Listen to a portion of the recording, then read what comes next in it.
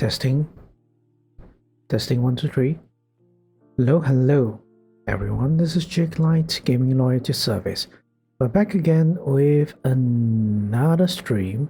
But today, as I've said in previous streams, as well as on the Twitter and everywhere else that I am, we are doing legal investigations, a live seminar that I've personally have done several already, where most of the time it's just me explaining explaining legal documents for your entertainment and for your knowledge, I guess. Hopefully it is useful for you in some way or another. But I hope today's legal investigations is going to be just that, because we are going to talk about, let me put this up, not that one, because we're going to be talking about, again, or something that I first when I first started the legal investigations, which is talking about the affiliate agreement made by Twitch, which applies to everyone that is an affiliate of Twitch, right? I'm sure everyone understands what an affiliate is, but if not, then a bit of an explanation. In order to monetize your channel via Twitch services and all that stuff, such as the subscription, the bits and all that stuff that you paid for the channel in order to get some sort of benefits and all features like emotes and stuff, that is what the affiliate program or affiliate status provides, right? So, such as myself, I am an affiliate. So, as an affiliate, I have to abide with everything that has been said, written in the affiliate agreement. All right. So we'll be going through the contract again, the entire document again, but a bit more streamlined. I'll be focusing more on the important terms instead of reading the entire each explaining the entire terms and conditions, whether or not they are important. If you want that explanation, a thorough explanation of all the terms, I already have a VOD uploaded on YouTube for that one. It's in my YouTube channel, so you can find it over there. Anyhow, since we are starting on time, we are going to move towards there now.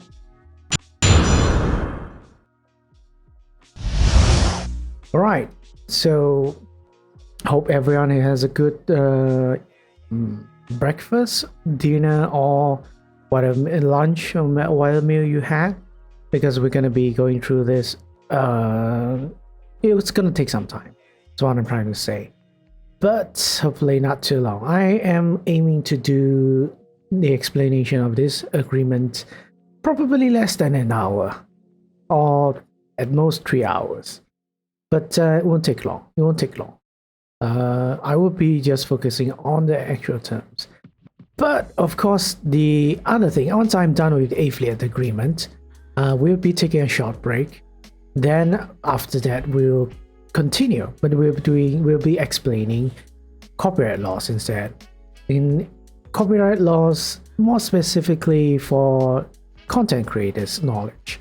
And very specifically for the United States, content creators in Twitch, right?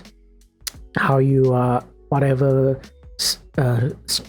you're doing, whatever you're streaming or whatever you're uploading to Twitch, everything is based on the US laws, because Twitch is a US based company, so all of it terms and conditions is based on US laws, right? They have to comply with that, so it's very appropriate to look at that.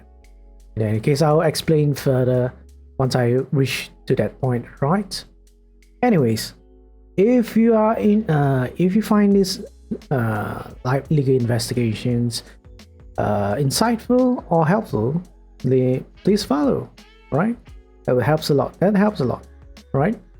Anyways, let's begin with a let me check this first. Check the audio. For some reason audio always screws up. Alright, activated the VOD. Hopefully nothing is gonna happen. For some reason OBS deactivates, or somehow deactivates the plugin for Twitch soundtrack, and it will be recorded in the VOD.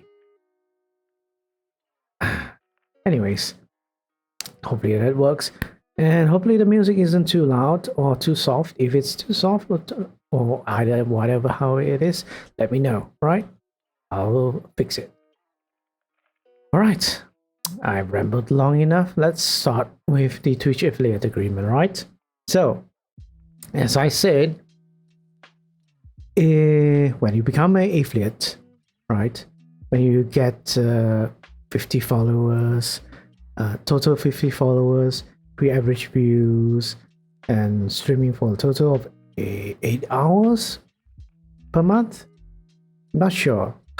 It's been so long, but after you've reached the appropriate requirements to be eligible for it, to become a affiliate, then you will be prompted to apply for it, right? Apply for the program, and once you have filled up all the information that is required for the application, then you'll also be prompted to read an agreement, which is this agreement. I'm not sure if I highlight. Yeah, I highlight, you will see it. So you will see this agreement that Twitch informs you must read, right? Because it applies to you now. If you want to monetize your channel, right, using the or whatever the features provided to you. So it's not just this agreement that you have to read through, all right? It's also the Twitch terms of service. So again, don't think that this is the only agreement you have to look out for. Every other agreement that applies to all users of the Twitch, or all users of Twitch, whether you're a viewer or a content creator, is still legally binding or still contractually binding. You still have to look into it. So basically what I'm trying to say is this agreement is just in addition to the terms and conditions you have agreed with Twitch, all right? And I've talked about this legal document some time ago. I think at least a month ago. But it's quite lengthy, but very important to know anyways. All right. Okay. So as this is, I'm just gonna go through the highlighted terms I've previously done. So this document is basically this program or this agreement. It just says it permits you to monetize the broadcasting, streaming, distribution, exhibition of your user content through the products, services, or programs. Right? They would have mentioned what is user content in the terms of service, right?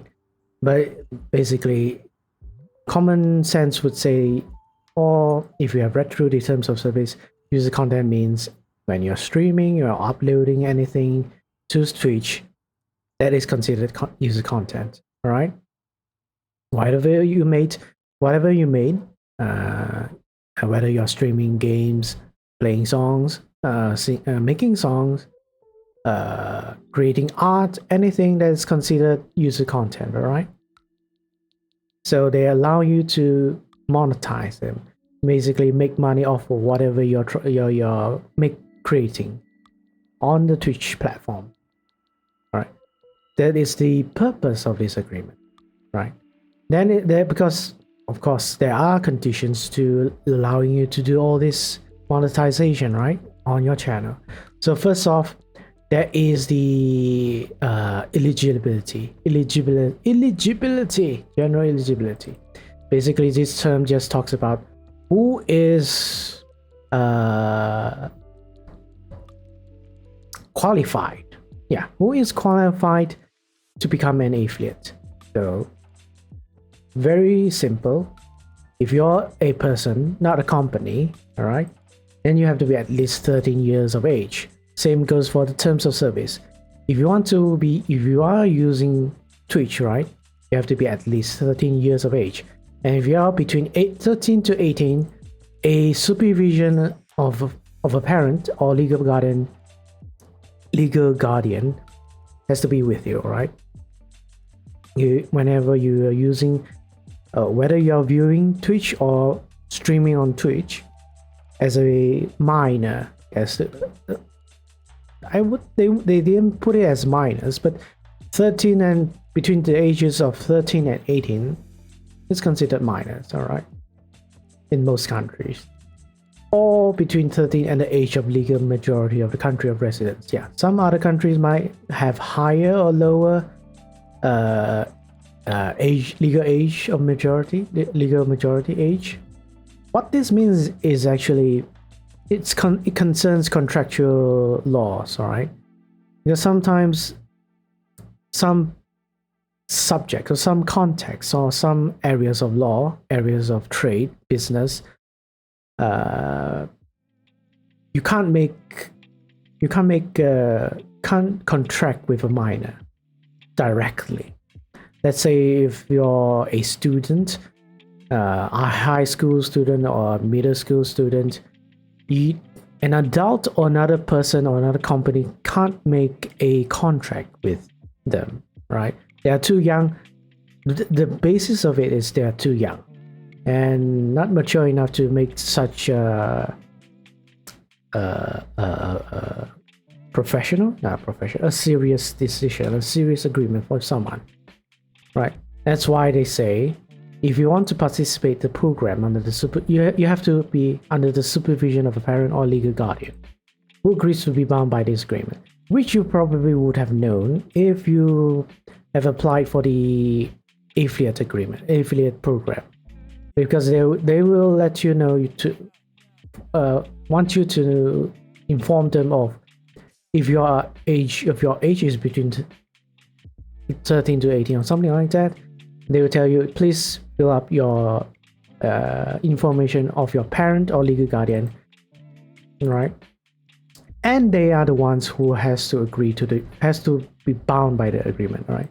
So if you are a minor, the terms don't exactly, you don't have to comply with the terms exactly, in a way of speaking, but because you have a parent or legal guardian that has to agree to it, so that responsibility falls under the parent or the legal guardian, right? Regardless whether the minor is contractually bound to follow this agreement or not. But this is one of its conditions to be an affiliate. Anyways, let's move on, right? So another thing that to be an affiliate, there is another very important condition which a lot of content creators should know about, which is the live content exclusivity clause, right? Whenever you stream something, whenever you upload anything on Twitch, most specifically streaming, after 24 hours of your stream, when you end your stream, all right, not when you start the stream, this is considered the exclusivity period.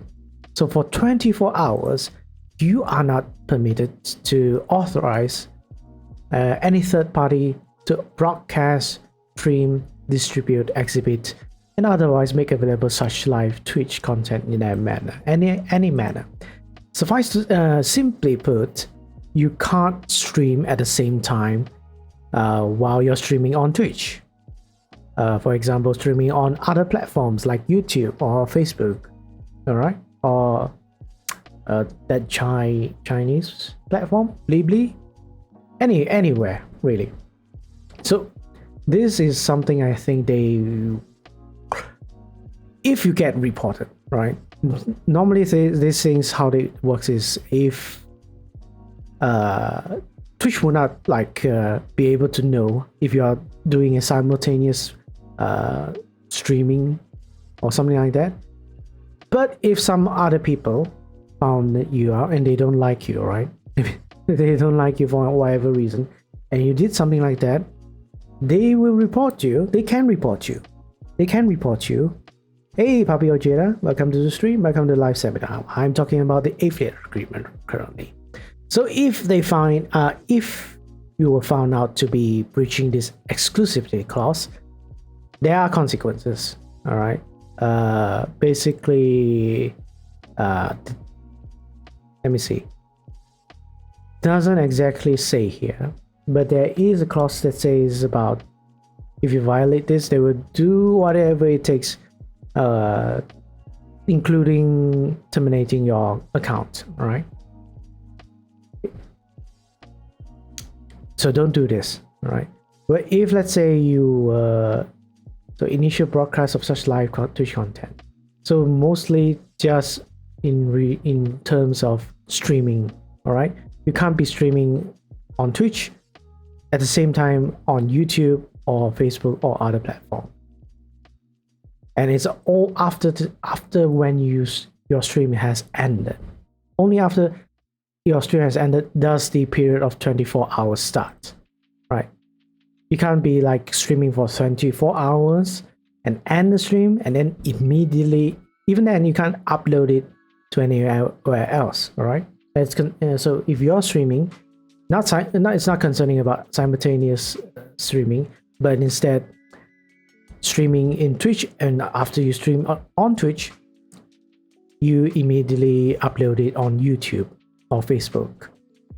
That is not allowed in relation to this clause. So again, even though I know that OBS or some third-party plugin is able to do that, it allows you to simultaneously stream on other platforms, you can't do it.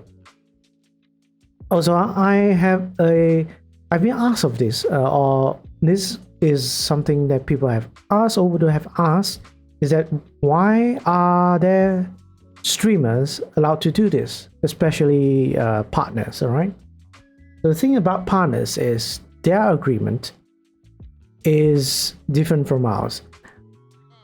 One thing is that partner agreements are specifically tailored to each one of them. They are not always the same. They will probably have standard clauses, but they are not the same. So one of it is that sometimes, or some partnership agreements, they don't have this exclusivity clause. An example would be, very obvious example would be the Critical Role channel streaming by Matthew Mercer, right? And his other members of the Critical Role company.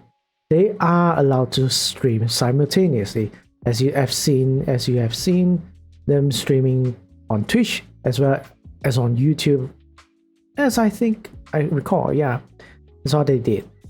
But other than that, we do not know what are the conditions that Twitch has made them agree on, because I know that they don't immediately upload the VOD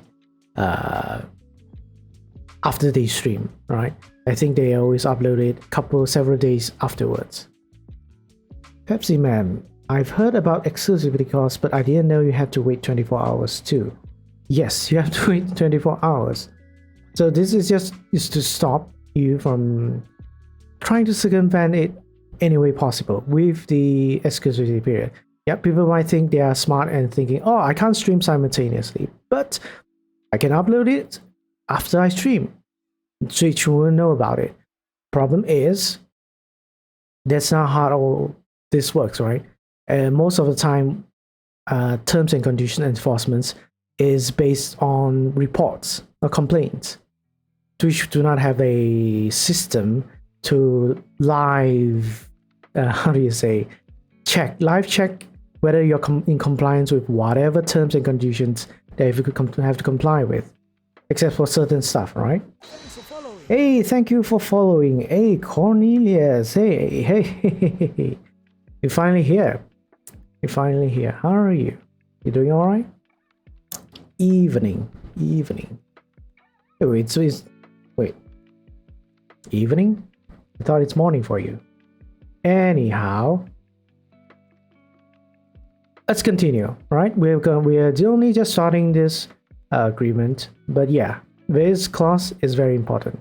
When you become an affiliate, this is a clause you have to comply with. If you don't, there is a risk of someone reporting you, all right, from non-compliance of this rule. And you don't want trolls or haters or whatever to give them a chance to do that, right? Probably most of the time, if normal people or people that mind their own businesses or people that support you won't report you anyway, all right? But there are people who are against you, whether it's one person or 100 person or 1,000 person, there will be a possibility someone will report you, right? But let's move on. Of course, there is other terms, all right? Compliance requirements. This is simple, really. By the time you are reading this agreement, you already fill up all the necessary details to become an affiliate. But just so people would know, you shouldn't put any false information for your affiliate program, affiliate application, right? Yeah, over here it says ensure the information in your program application, otherwise associated with blah blah blah blah is accurate, complete, and up to date. All right, this really is for your own good to put truthful information in for your affiliate program, for your application, right? What I meant is like putting your address, putting your real name, putting your real information, contact information, all that stuff has to be complete, accurate, and up to date, right? If you don't, Twitch there might not be any problem per se, but your when you get paid, then the problem comes, right? Then the problem comes when you're about to be paid, because there might be a problem in verifying who you are, right? Like your bank account and all that stuff. If you put information that is not complete, is false, let's say you put your VTuber name instead of putting your real name, there's a possibility. I've heard of people doing that for their PayPal account or something like that, and they didn't get paid. So that would be a big problem. That would be a big problem for you, not for Twitch. Twitch doesn't care if you put false information, because they are the ones that are paying you. If you don't get paid, you don't get paid, right? Of course, they talk about terms of service, community guidelines, bids acceptable use policy. So they're again reminding you compliance requirements. So you have to agree to all these legal documents as well. What if you change your in real life name to your VTuber name? Yes, that's the thing. Your VTuber name is not a legal name, right? In the sense that it is not registered with any with your country's government, like your how do I say? At least for US, it's something like your social security. I don't think US has identity cards, like your passport and all that stuff. If you use your VTuber, or the easiest example would be bank accounts. You wouldn't be using your VTuber name to create a bank account, right? Because it's not allowed in the first place. And yeah, there, because when you're applying for this affiliate agreement, there has to be a legal entity, a legal entity, an individual that can be bound by laws, that is real, right? If you put in your VTuber name, it's akin to something like putting what's a good example? It's like putting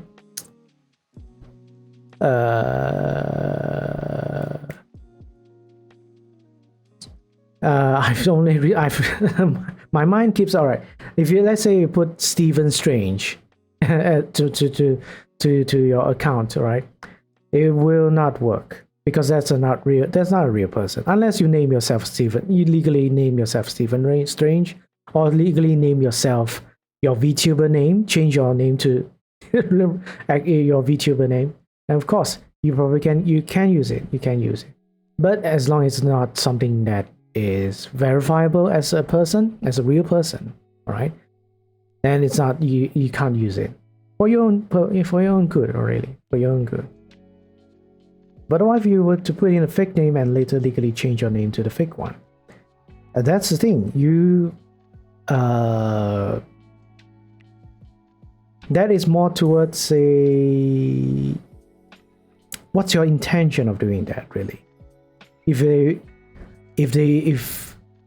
what you're saying is there's an implication of fraud, right? When you're using a fake name, when you're using false details, providing inaccurate details, there's a implication that you're doing, where you have intentions of doing some fraudulent act, right? That's how people get into trouble, impersonating someone, for example, or trying to pretend they are someone else to get something out of another person. How have we gotten to Bethesda streaming yet? No, Cornelius, I have no idea what you're referring to, but we are not talking about community guidelines today. We're not talking about that. We've already talked about it last 2 sessions. But you have questions about it, feel free to ask, all right? No problem with that. But yes, fake name, whether it's real or fictional, if you're it really depends on why you want to do that. Why do you want to put on a fake name? But if we are talking about changing your name to something like, if I change my name to Jake, like legally speaking, then there won't be any problem. Because if, let's say, originally I put in my real name and afterwards I change my real name to Jake Light, of course I have to update the application, right? If you're an affiliate, you would know that there's a tab for affiliates. They can constantly update, because you have to change whatever bank accounts you have changed, whatever address you have changed, whatever contacts you have changed, you have to update Twitch, because then again, that is your responsibility. Your responsibility to make it complete, accurate, and up to date at all times, as per the agreement. You can't be saying, I will do this, I will put false information for now, then I'll put real accurate information later. That's not how this works. That's not how the terms and conditions allow you to do, right?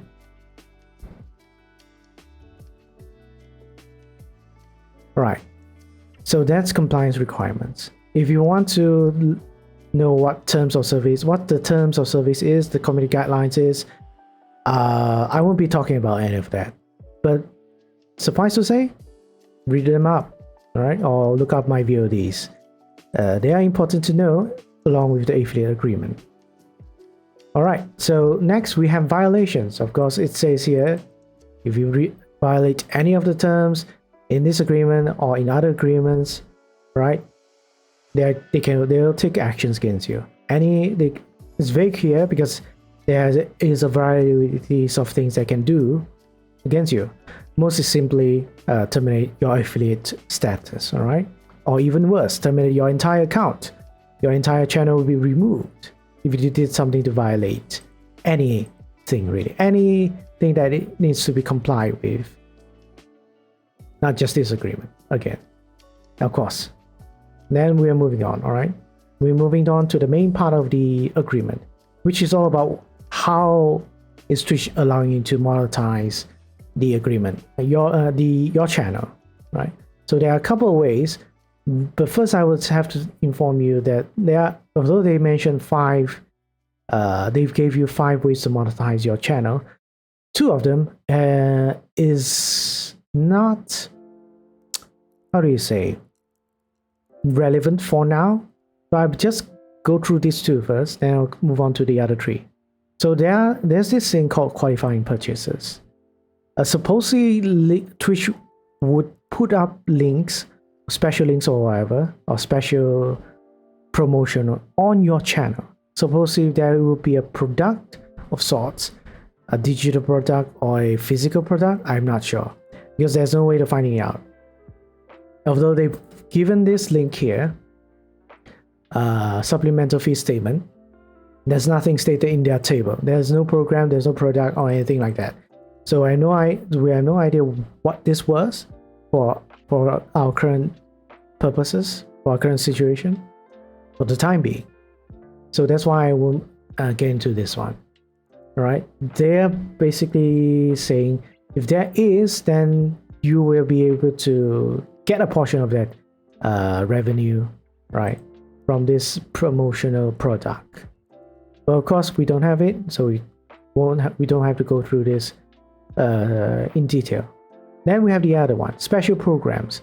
Supposedly, again, there are events that they might run in your channel itself, telling you there are things, probably telling your viewers there are things they can subscribe to or something like that.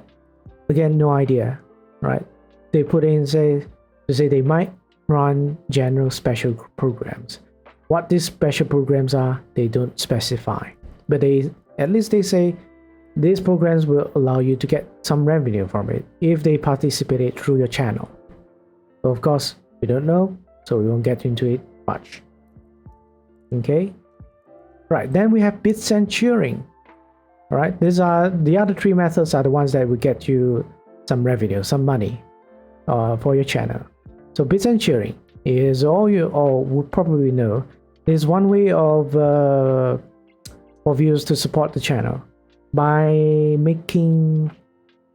turning, how do you say, by paying money, real money, turning them into as they refer to digital content. Bits means digital content, and their purpose is to celebrate moments and express appreciation for broadcasters using the cheering feature on Twitch service, right? In a way, it's like a donation, but they are not really donation.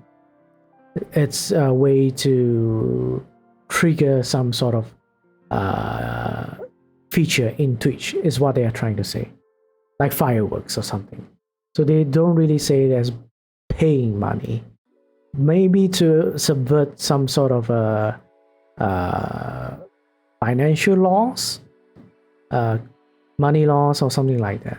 That's why they worded it like that, to say that bits are not money, right? A couple of times they mentioned this, bits are not money in their policy, which I will go through as well, right, this time. Well, I think I've never gone through it previously, but we're going to be going through this one. So I guess it's like tipping. It's like tipping, but again, for legal purposes, they are not mentioning as any way as donation, tipping, or any monetary value. As we are going through here, bits they are as they mention or explain in their policy. All right. So in here, basically they explain further what bits are. Again, to celebrate moments expressed with blah blah blah blah. But importantly, They are talking about how you can use this bits as an affiliate, as well as a partner, because this applies to everyone who is able to use bits, right? So of course here they explicitly mention bits are not money instruments. So it's not something that you can be used as a currency. Again, probably due to laws that would not allow bits to be considered currency. All right, bits are digital content intended to be purchased and consumed on Twitch, and do not serve as a currency.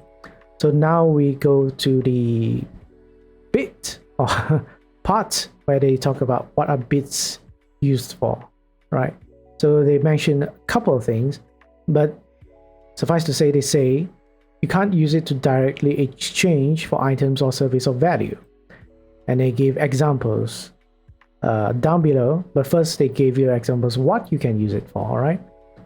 To celebrate amazing moments, show support for broadcasters, and be recognized, right? Express appreciation for sharing acknowledged chat messages that include bits, whether via overlays or other forms.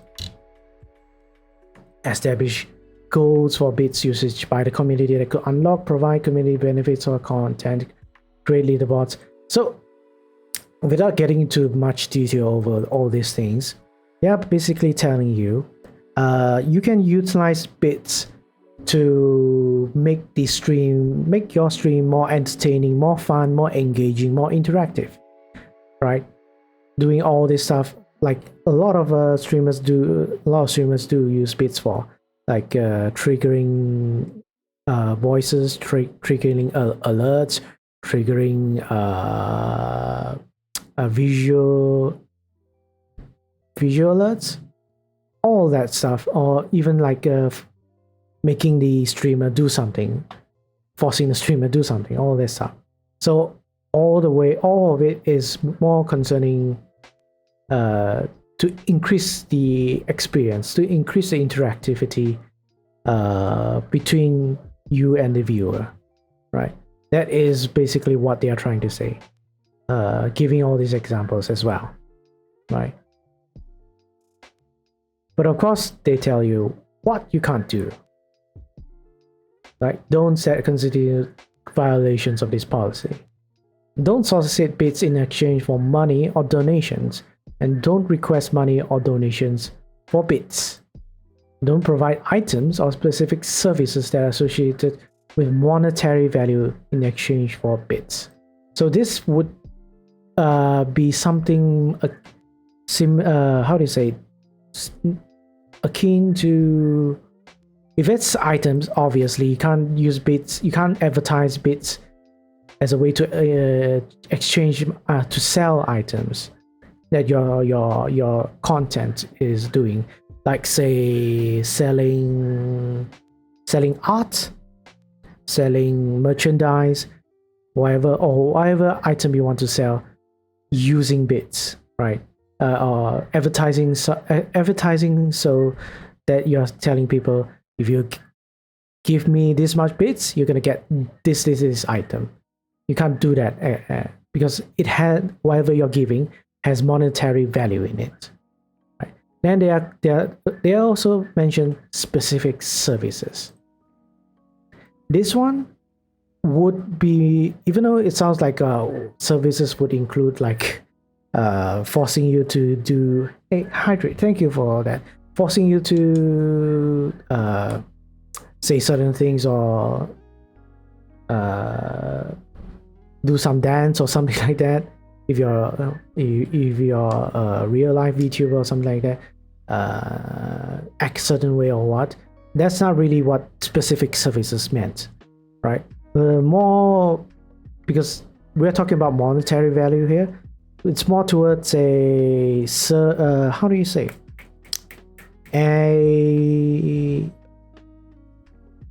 hiring you to do some sort of service, hiring the streamer to do some sort of service, like say drawing, getting commission, right? You can't ask your viewers, you can't ask your followers, to donate you bits so that in exchange to give you, they will draw an art for you. That is considered both providing a service and also an item at the end. Or providing, there are things as well, like providing a voice acting work, or providing advice, consultation, whatever it is that provides monetary value to you, or even like drafting agreements. For example, if let's say the streamer is a lawyer like myself, you can't ask for bits to ask me. I can't use bits to. I can't have you give me bits. Sorry, to draft you documents or something like that. That's what they are trying to say.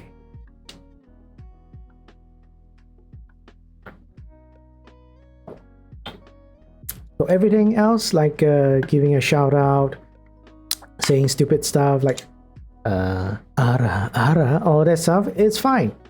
It's fine. If let's say that you've associated it, you put them as something like for S bits to trigger. Anyways, you can't offer hoodie, merchandise, a subscription to your channel, a dinner date, graphic design services, a promise to play. These are the examples. Free RR. To play a specific user in a game, access to specific VOD file, cooking lessons, or engage in private conversation in exchange for bits, right? So all this stuff that has some monetary value, some sort of service, some sort of item, a specific pre-recorded song, yeah, they are giving examples. But I want dinner date with chick. We can't have that date, Ojira. Just not. You don't even have to have bits. But depends on that date, though. What kind of date you're talking about? Let's go. Right. Then selling, offering to sell, trading, bartering, transferring. Yeah, trading bits like money. Twitch in exchange for real virtual currencies. Any other items or value, whether inside outside Twitch. Using bits is bad. Yeah, don't use bits for gambling. Don't use bits for fraudulent criminal stuff, unauthorized activity, blah blah blah, all that stuff. Right. All of that, if you do any of that, it's violation of this policy, and they can do a lot of things, right? Could be considered civil or criminal to treat bits as money, real money, right? Or use it as a way to exchange services or items, right? All right. So that's that for policy. Not really much to explain. It's more of common sense, although again, common sense is not really common. All right, moving on. We have our channel subscription services. Where the most common thing that streamer, the most, how do you say? I would say this is the only thing that affiliates get their income from. If we are just talking about Twitch, all right? Because of course there are other third-party platforms that provide support. Wait, what was that about using bits to watch ads? It's not watch your ads. All right, let me read through this, all right, for you. From time to time, Twitch may make available an opportunity to watch an advertisement in exchange for bits. Such opportunities may be limited by third-party advertisement, inventory, or other elements, and Twitch does not guarantee that bits will be available at all times or at a given time. We remind you that this AUP applies to bits that you may obtain from those opportunities. As such, you should not use ads for bits as a means to obtain bits. Share on your own channel, such as creating accounts for the purpose of using ads for bits. Bits are not designed as a means to transfer money. You may also not use robots or other automated means to obtain bits using the ads for bits feature. Such activity is prohibited. Suppose you were paying bits to watch an ad. No. This is saying, which I don't think it has happened for a long time now, is that they are telling you there are ads on Twitch supposedly that provides you free bits Maybe there is. I'm not so sure. Maybe from Prime.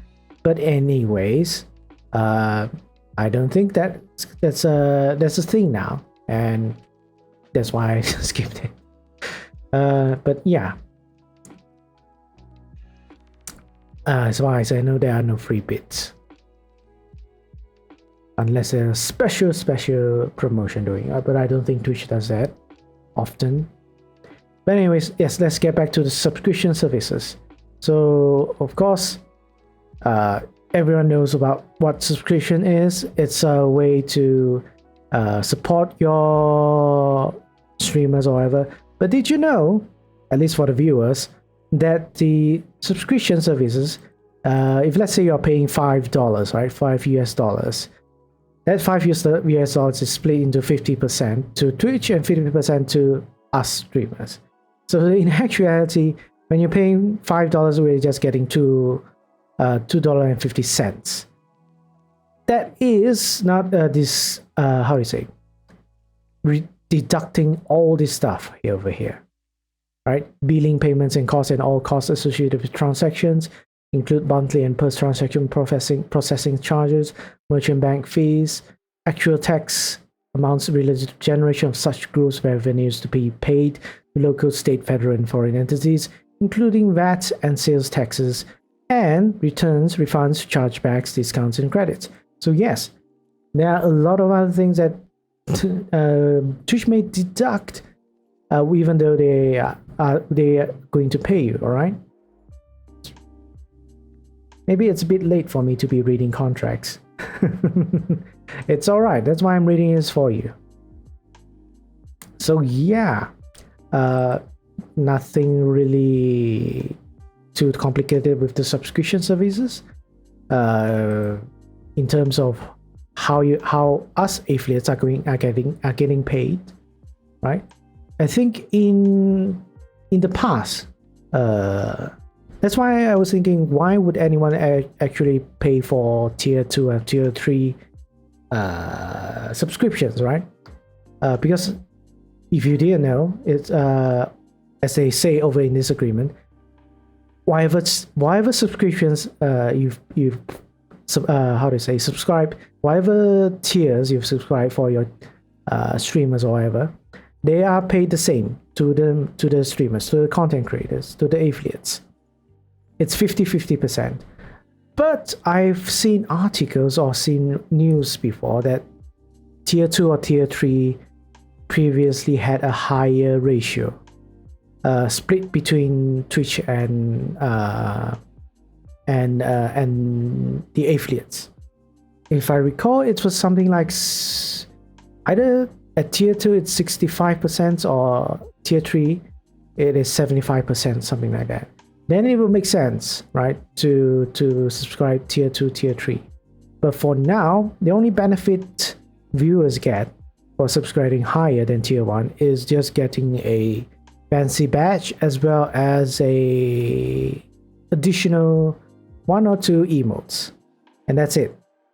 So if you ask me, I would never recommend anyone subscribing to anywhere higher than tier 1.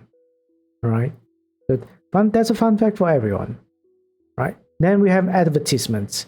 The one monetization for the channel that is the least useful or least good for us, because, well, I don't really have to explain this, all right? It basically is, if you're not subscribed to my channel, or subscribed to any streamer that is an affiliate or above, you'll get advertisements, and these advertisements would help streamers, but it's not a lot. It's like one stream is maybe less than 10 cents. One run of a stream is less than 10 cents. I can't show you the actual amount in my channel because there's a reason for that. I'll explain later. But yes, advertisements. If you don't subscribe, you will get prompted to watch. Probably some of you that is not subscribed are watching advertisements, I apologize, but I can't do anything about it. You just have to tolerate the 30 seconds you have to the 30 seconds you have to go through whatever advertisement you're watching. So that's one thing. As far as I know, we can't control advertisement other than its time, its duration, right? The least we can set it down is 30 seconds. If I recall, the last time I checked the advertisement settings, so 30 seconds is the least. The highest I've seen is like 5 minutes, no, 3 minutes or something like that. Really long. I do not know why they gave us that option. But of course, they put it as it's 75% to us if we ever get the advertisement revenues. But again, it's not a lot. I think for the past few months I've been streaming as an affiliate, I've only gotten $1. But yeah, anyways, that's advertisements. That's the 5 ways, supposedly 5 ways, but actually there's only 3 ways. And if we are talking practical, only 2 ways that a affiliate are able to get some income for streaming. All right, with Twitch services alone.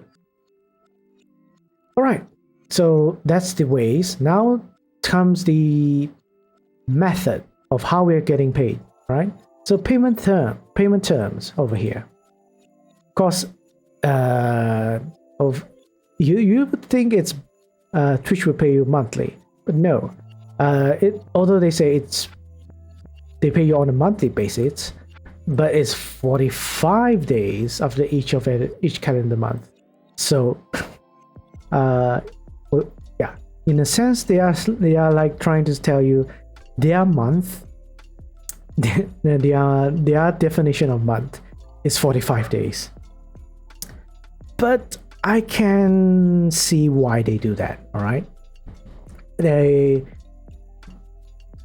Because money isn't something that should be easily dealt with. And there are hundreds of thousands of us affiliates. Probably not all of us are gonna get paid because not a lot of us are getting income from it, myself included. I probably get my income another 2 or 3 months.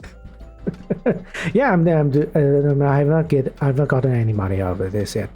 But anyways, yes, 45 every 45 days at least, at most, they will pay you. They might pay you earlier, but within 45 days. So at most, they're gonna pay you 45 days, and they're gonna pay you in USD, in United States dollars, right? US dollars. Of course, again, they have to mention deducting all these costs as well. Then only they'll pay you. And how much would they start paying you? They only start paying you once you have accumulated $100. All right, over here, payment threshold. So if you have not reached $100, like myself, you will not get paid. They will keep that money until it reaches $100. And once they reach $100, then only this kicks in, all right? The monthly basis thing, each calendar month, 45 days, within 45 days.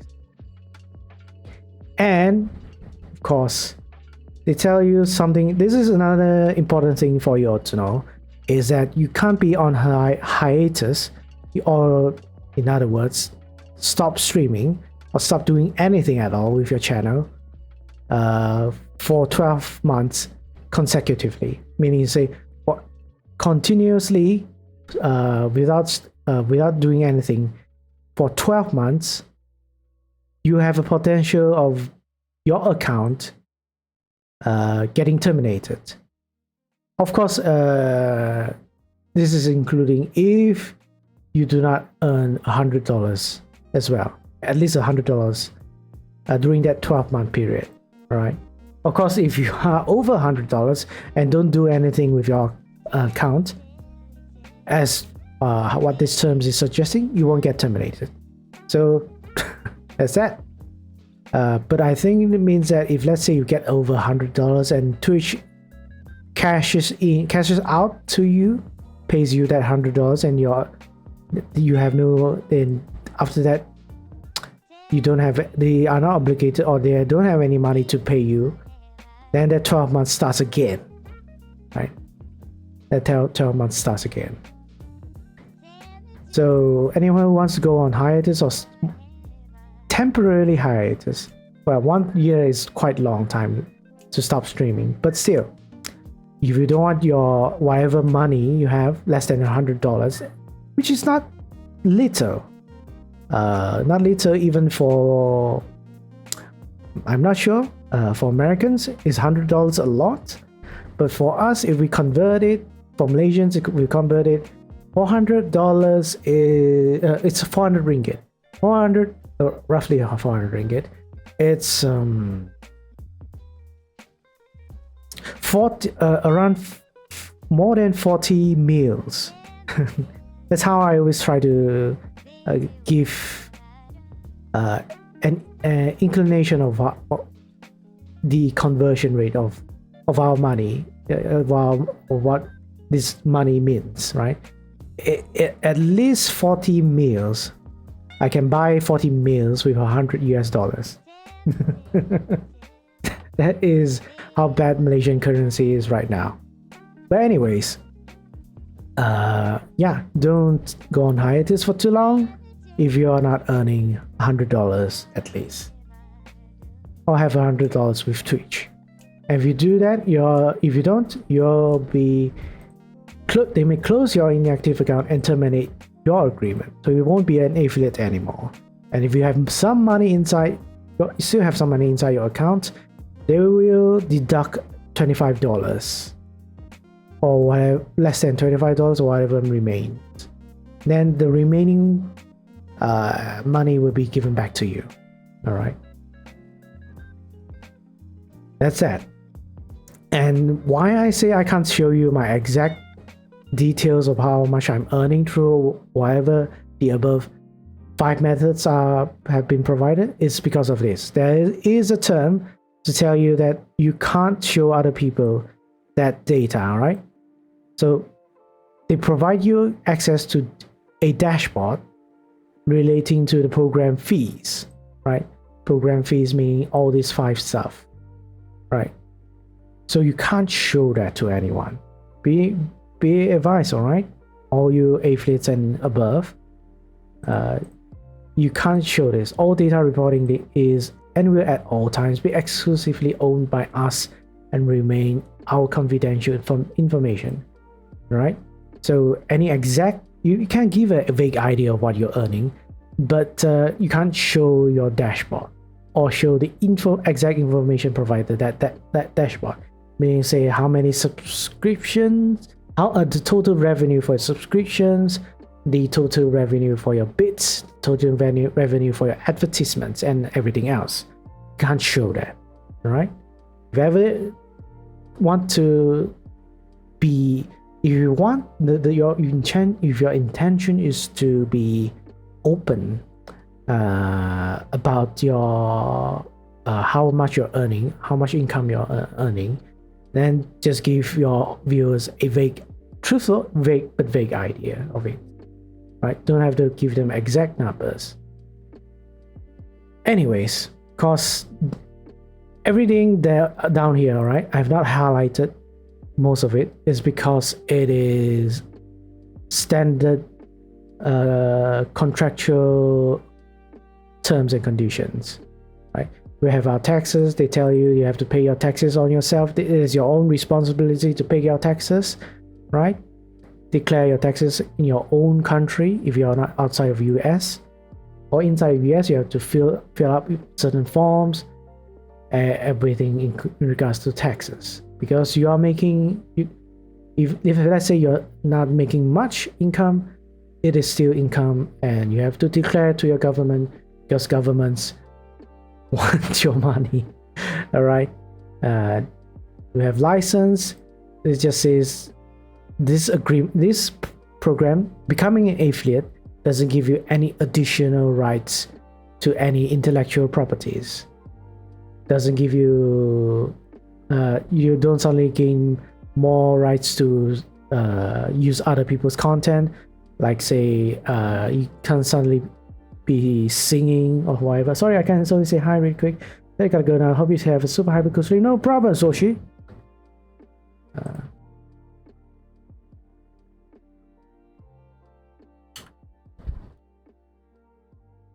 No problem. Anyways, yeah, so that's that. Then data privacy. This I won't get into. It is pretty lengthy, but the gist is they are saying that how whatever ways they can use your personal data, personal information. If let's I would say this is important to know, but at the same time you can't do anything about your how Twitch wants you to use your data. They probably are complying with US laws or something like that, in terms of not using your information for illegal purposes or something like that. But at the end of the day, if there are things that you are not comfortable with Twitch using your personal information with, there's nothing you can do about it, practically speaking. Let me hydrate myself.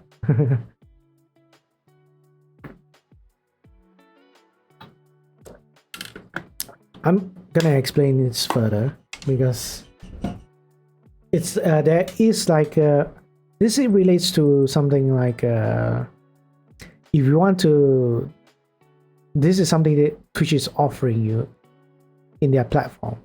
If there are terms and conditions that are unfair to you, all I can say is that's the thing you have to take with it. That's the risk, or that's the downside you have to cope with.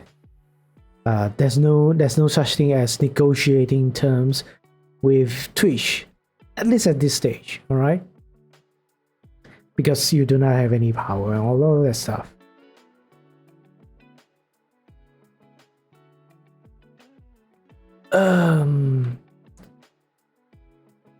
Anyways, let's continue.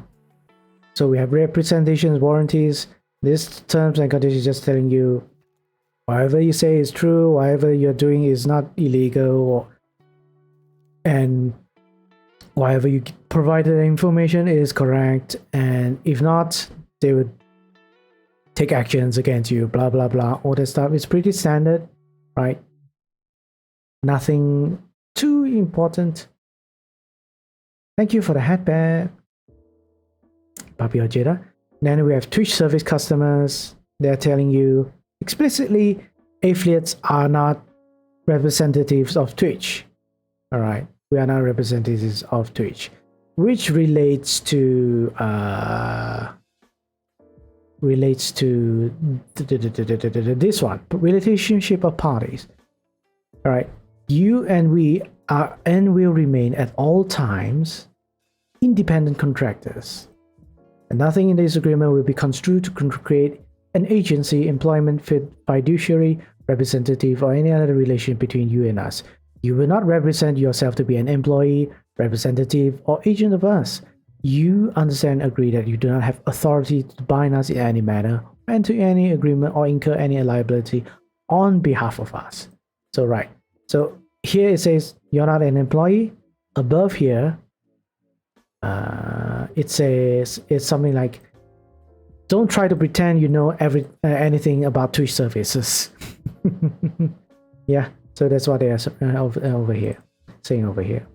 And of course, there's this one telling you about if you want to terminate your affiliate status, all right?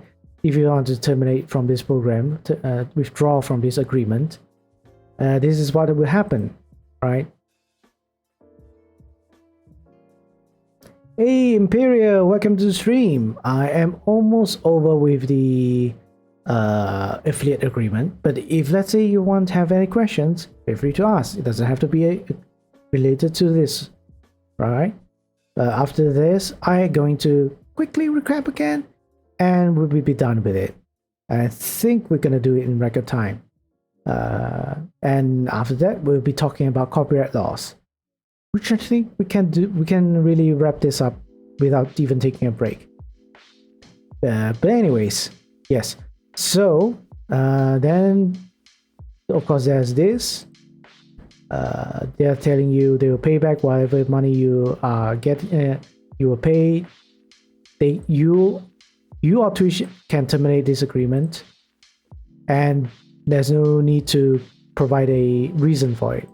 So this is somewhat very biased, very unfair from our point of view, because here it's saying if let's say you were compliant with all the terms and conditions, community guidelines or whatever, and the affiliate agreement as well, you did nothing wrong, right? Twitch is still able to terminate this agreement regardless. This is what they're telling you. Again, we can't do anything about this. It's the only thing I can tell you, this is unfair. But of course, we are just, as they say, independent contractors. We are not employees. We are not protected by any employment laws or anything like that. Our relationship with Twitch is something like of a business venture, or someone like you yourself probably have done is commissioning someone to do art for you, to do some sort of service for you, provide you a service for content creation or whatever it is. We are just independent contractors. We are freelancers. So that's that, right? All right. Distinguish blah blah blah. If blah, blah, blah. Yeah. So they're telling you if you have more than $100, they will pay you within 45 days. Blah blah blah. No termination will leave. Blah blah blah blah. Yeah, nothing really important. Then we have modifications. Again, all these clauses down here are standard clauses, but not saying they are fair. All right, they are all super unfair, which I am just quickly going through them for your convenience. So modifications. This term basically tells you Twitch has all the time and has all the discretion, has all the right, has all the power to change, modify, add, or remove portions of this agreement at any time. So yeah, whatever terms and conditions provided here, they can change at any time. But of course, they will provide you notice of these changes by sending an email, blah blah blah. They tell you if something has changed, but of course, whatever they have changed, you have no say to it, because this agreement allows them this term allows them to do so. It is exactly how contracts works, right? If you agree to a term, you are bound by that term. However, no matter or however it is unfair towards you, unless there are laws preventing it to happen, such as bodily harm or something like that. A really simple example where you can't make a term to say, if let's say I stab you, not intentionally stab you or injure you, bonk you in the head or ever cause some injury to you, you can't say in this agreement I say it's none of my liability, none of my responsibility. I can be as careless as I want, no matter what injury I cause or even death.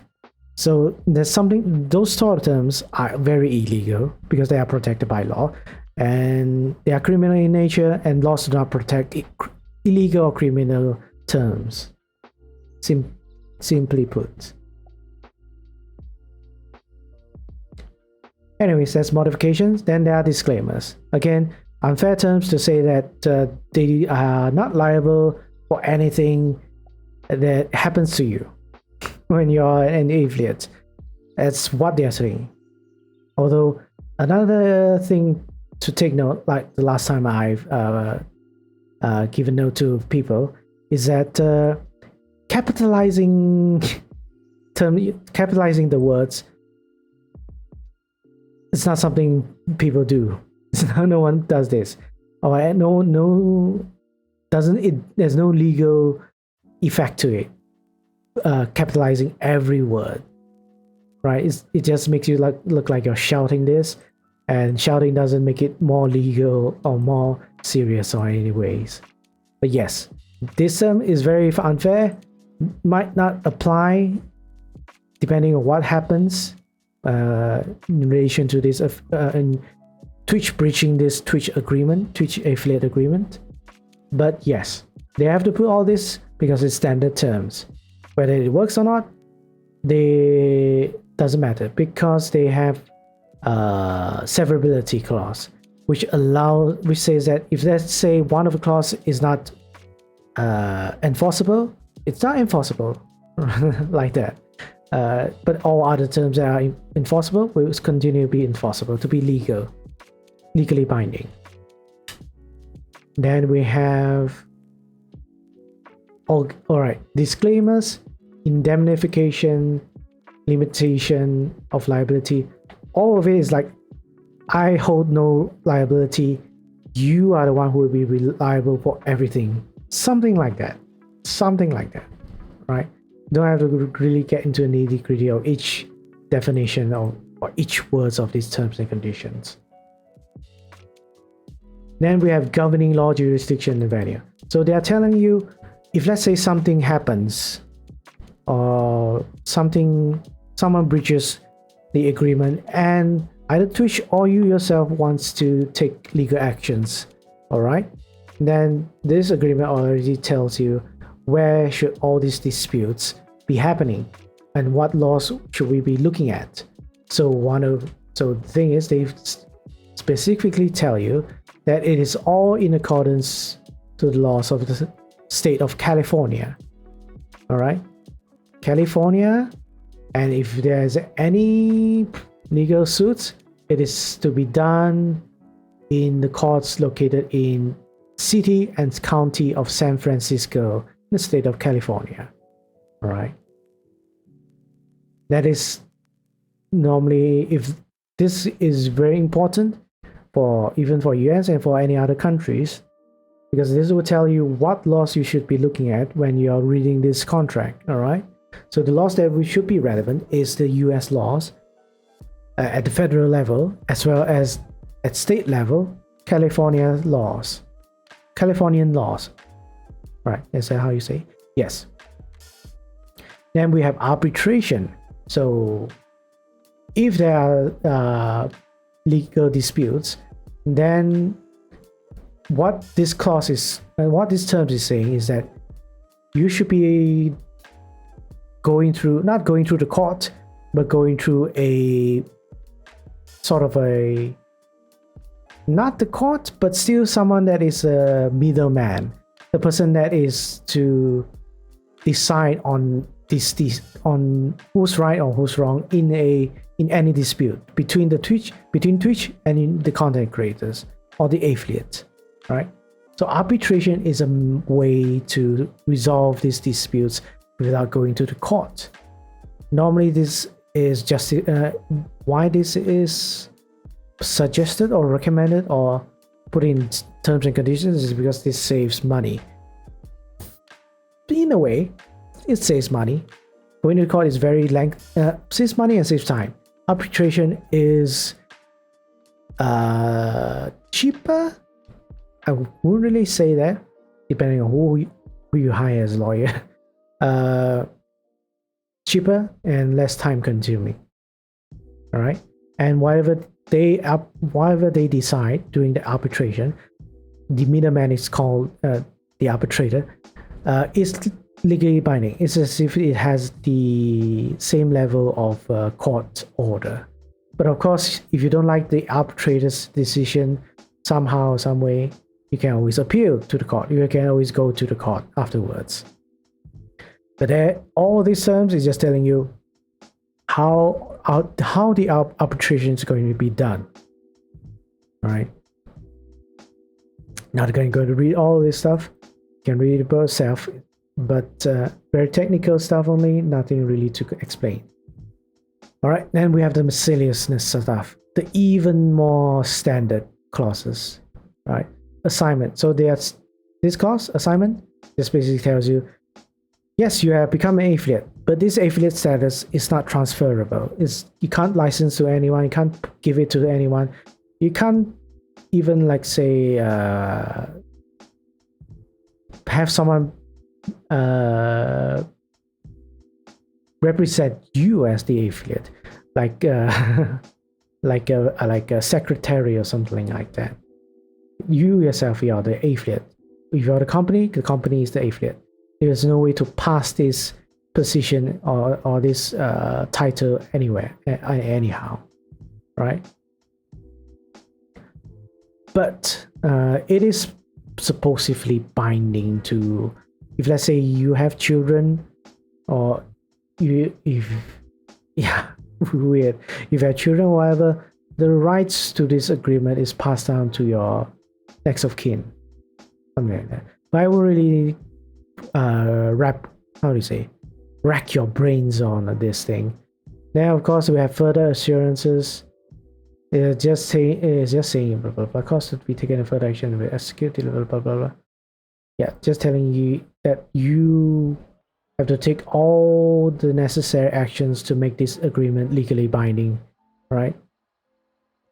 Then legally binding, comply with everything that needs to be done to make this agreement binding. Then we have the waiver, meaning to say, if let's say someone, either Twitch or you, notice that there has been some violation or some breach of terms and conditions, and you don't do anything about it, it's considered waiver. But of course, all terms and conditions, all contracts have to put this in to say that waiver doesn't mean that you're okay with the breach or you're fine with the violation, right? And this just to say, any time after you even if you do not say anything about it for months or years, you can still take action. Depending, well, you can still take action if it's still possible, is what I'm trying to say. Then we just talk about severability, right? Then caption section headings is just to say the titles, whatever, the bolded titles, the big titles, big fonted titles, are just for your convenience only. They are not in any way indicative of what is mentioned inside the title. Like say in this severability is just a title, it's just a subheading. It doesn't mean anything by itself. You have to read the entire sentence that follows it. That's what it's trying to say. And of course, then we have the entire agreement. This agreement contains the complete understanding between the parties, blah blah blah blah blah, that be modified except in writing, signed or otherwise agreed by both parties, or by a change of these made by two as set forth in section 10. So they are saying this is this is a dumb term. They are basically telling you all the terms and conditions in this agreement will only be changed if we agree, if both of us agree, if Twitch and me agree. But they put in this proviso at the end, which makes this clause useless. Self-provide section 10, which section 10 is modifications.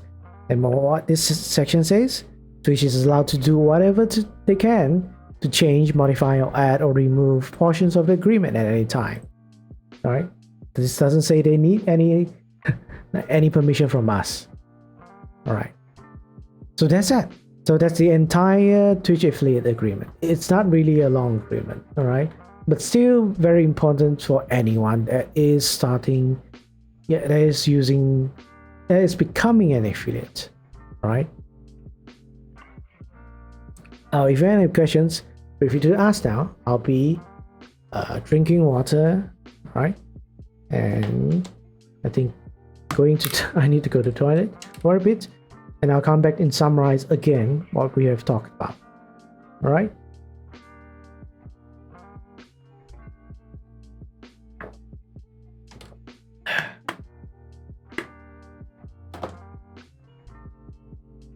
All right, I'll go to the toilet. Go to the toilet for a little break and I'll come back. All right.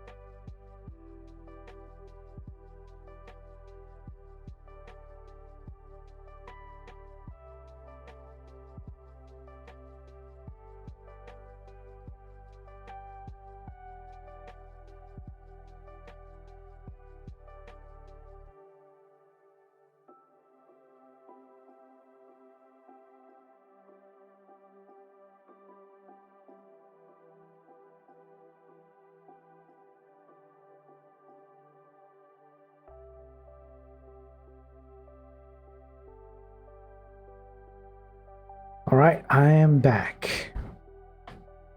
If you have no questions, I'll be recapping a bit, and we'll be moving on to the different subject. All right. So again, we talk about the affiliate agreement. It is important to be read with the other legal documents provided by Twitch as well. Most importantly, the Twitch terms, the Twitch's terms of service. All right, the TOS. That's very important. Of course, they did not mention it here. The community guidelines is as well very important because it's read together with the terms of service. Then we talk about what this agreement is used for, right? So this basically, you become an affiliate. Congratulations. So what does being affiliate mean? Affiliate means now you can monetize your streams now. You can monetize your channel with a couple of different ways. Because to be eligible to be an affiliate, other than the 50 followers, three average views, stream for 8 hours or something like that within a month, and in a couple of for consecutively different days or something like that. Then there's this, all right? You have to be at least 13 years old, or 13 and 18, between the age of 13 and 18. You have to be, you have to have a supervision of a parent or legal guardian in order to agree to this agreement, because you're a minor normally is not legally allowed to contract with anyone due to reasons like not reaching the age of majority, not being an adult. All right. And of course, we have the very important clause of, if you are affiliates and you're streaming, you can't stream simultaneously on other platforms like YouTube or Facebook. There is the 24 hours period. So 24 hours starting at the end of your stream, right? Not at the start of your stream. You can't be streaming for 24 hours and immediately upload whatever whatever VOD you have to YouTube or other platforms. You can't do that, all right? We're not permitted to authorize any third party to broadcast, stream, distribute, and exhibit, and otherwise make available such live Twitch content in any manner. Well, of course, after 24 hours, you are free to do anything you want, all right? You want to post it on YouTube, no problem. The exclusivity period has ended. And we have the compliance requirements. Again, you have to agree to all the terms and conditions in the TOS, in the CG community guidelines, and the BITS acceptable use policy, everything else they did not mention here, right? And the violations, of course, they reserve the right to do all that is necessary if you violate any of these terms and conditions. Then there's the program fees. So there are 5 of them, of which only 3 are active and only 2 are practical for affiliates to earn some money, all right? So earn some revenue. So the first one is the bits and cheering, right? This is not to be construed as a money, as a currency. It's just a digital content for you to interact with the channel, support the channel, engage with the channel, all that stuff, right? 1 bit is 1 US cent, and there is the bits acceptable use policy, what you can use with the bits, what you can't use for the bits. Essentially, you can't use the bits for monetary gain or in exchange for items or services, and you can't treat this as actual money, all right? Can't treat this as actual money. But everything else is fine. You want to use it to trigger alerts, make someone do some sort of dance, chat, change something to that person, make them stop doing something, anything at all, except treating it as some sort of money any way possible. And we have qualifying purchases, which is not currently available, but it's essentially when Twitch will provide links to in your channel selling certain product. Whether this is a digital product or a physical product, we do not know. We only know that if they do something like that in your channel, you will earn a portion of that revenue for yourself, right? We do not know what portion, how much portion you'll be getting, because all of it is unknown. It's blank. We do not know. Only time will tell when it happens, all right? Then we have the channel subscription services, the bread and butter of any affiliate. This is the most common way of how an affiliate earn their income, all right?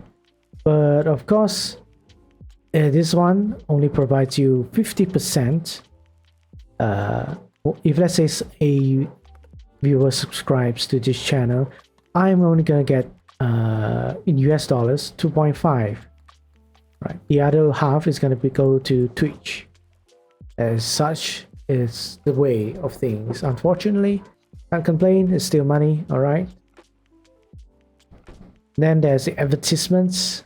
There's the special programs. Again, just like the qualifying purchases, we have no idea what this is. They are just telling you there might be special programs, i.e. events or something like that. They also promote in your channel, may promote in your channel. And if your viewers buy anything from this channel, from this program, you get a portion of income as well, revenue from it. Then there's advertisements, the least useful monetization for us, but still it's money. It's a bit of money, but still money. All right, not much to talk about this, except that if let's say we do get a revenue from advertisement, we get 75% of it. But again, advertisement income is really, really low. Then we talk about how you get paid by Twitch. Twitch will pay you on a monthly basis, but their monthly basis is within 45 days at the end of each calendar month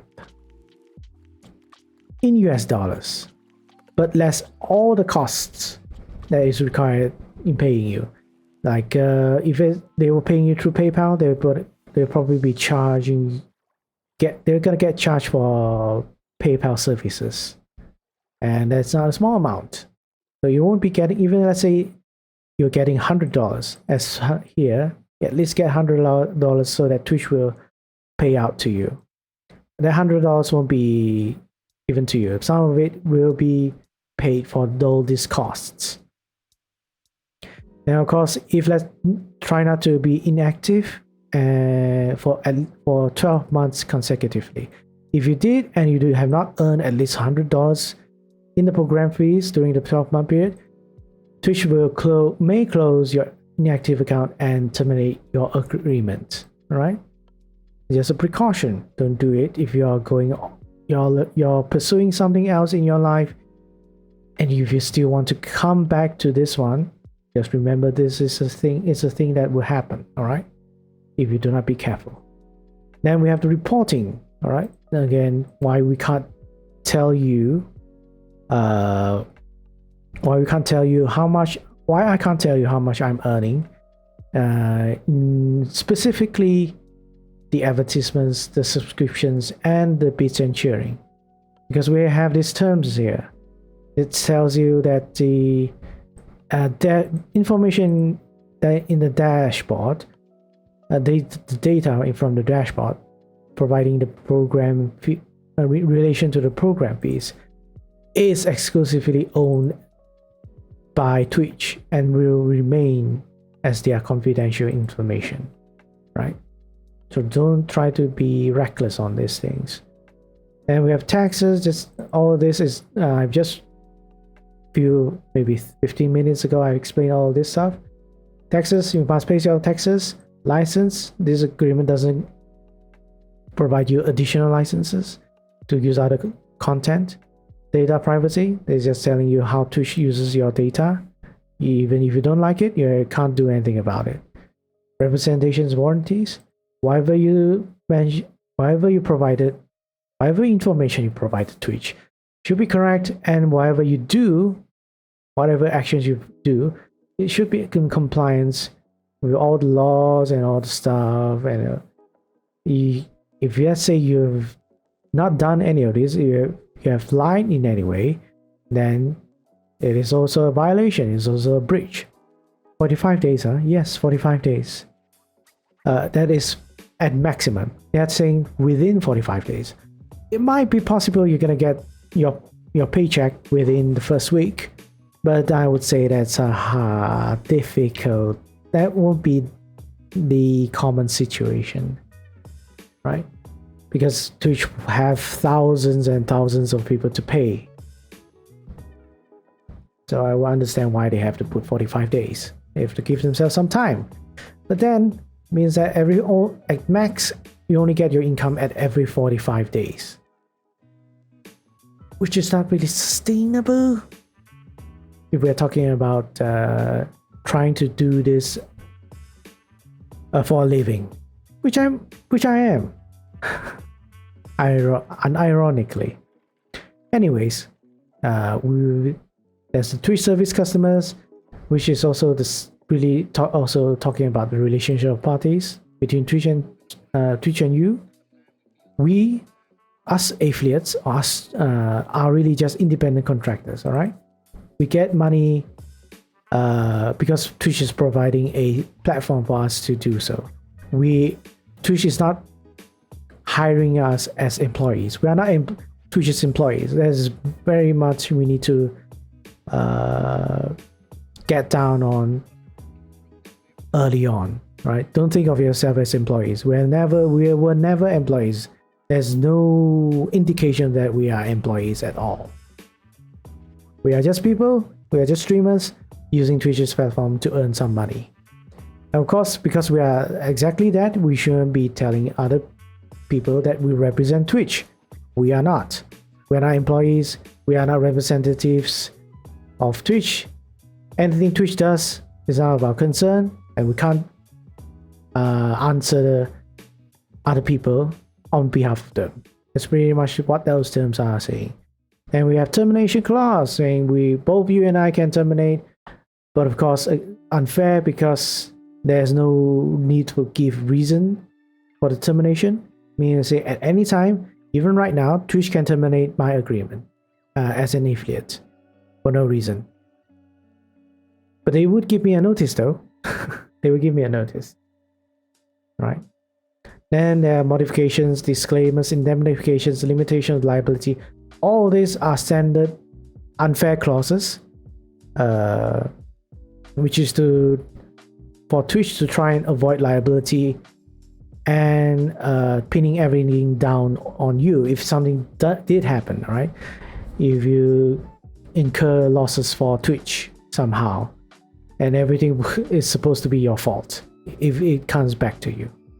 Then we have governing law, jurisdiction, and venue. They're telling you what laws should be followed when we are reading this agreement, which is laws of California and the US, right? Very simple. And if there are any dispute happening, it should go through arbitration first, not go to court. But of course, if arbitration does not solve your problem, then we'll go on to the court to deal with it. Then we have all this miscellaneous. I think I don't need to repeat this again. I just explained this moments ago. So that's that. So really, if no one has any questions, I'll be moving on to the next topic, all right, which is copyrights. Your last chance. Well, not really your last chance, but you have anything to talk about as an affiliate. Any concerns, any worries, let me know, all right? Let me know. I'll be resting a bit first, enjoying this music. Well, I don't really like this music. Let's skip this.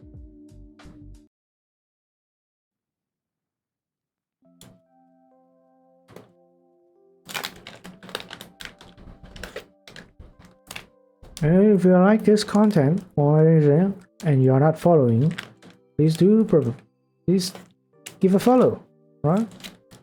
That helps a lot. I think this is the first time I did a seminar this quickly, but this is the norm actually. If you've been to any live seminars that has been held by lawyers, at most it's like 2 hours, 2 to 3 hours, like that. For 2 hours at least, they will explain whatever topic they are supposed to be explaining, and it's gonna be very brief, almost like what I'm doing here. And the 1 hour, the remaining 1 hour, is hoping that the viewers have some sort of questions for us to answer. And from my experience of attending live seminars, lawyer side live seminars, there are a couple of questions, but not a lot, unless the topic is very hot, a hot topic, then there will be a lot of questions. Most of the time, it's not. Because, well, hopefully this wasn't boring. It wasn't boring at all. People find reading terms and conditions boring, but if you don't do it, that's why you will see people suddenly, what is happening? I got suspended, or I got a copyright strike, or I got warned, I got banned. Then only you start to scurry around looking for the answer, which was always here all along. It's just that you didn't take your time to look over these things, right? And as a lawyer, I am very, very risk averse. I don't like to take unnecessary risks just to do something I like or I have passion about. That's just how I am, though. If you understanding all the risks, legal risks of what you're doing as a content creator, I'm not saying you're wrong, or I'm not saying legally you're taking a lot of consequence, you're taking a lot of risk in doing that. Other than that, it's your discretion, because all of us have agreed to all these terms and conditions one way or another. You can't say you've not read it, because even though you've not read all these terms and conditions, you're still bound by it. Right? There's no defense of ignorance by law or by not being aware of it. All right, you can't have a defense of I didn't know this applied to me, or I didn't know this law or these terms applied to me. It's not a defense. It's not a reason. If people I would say in society, if people saw you gave that reason, you're not gonna get a lot of support, right? Because a lot of times contracts are contracts. For people to cheat you, right, via contracts, there's no really how do you say,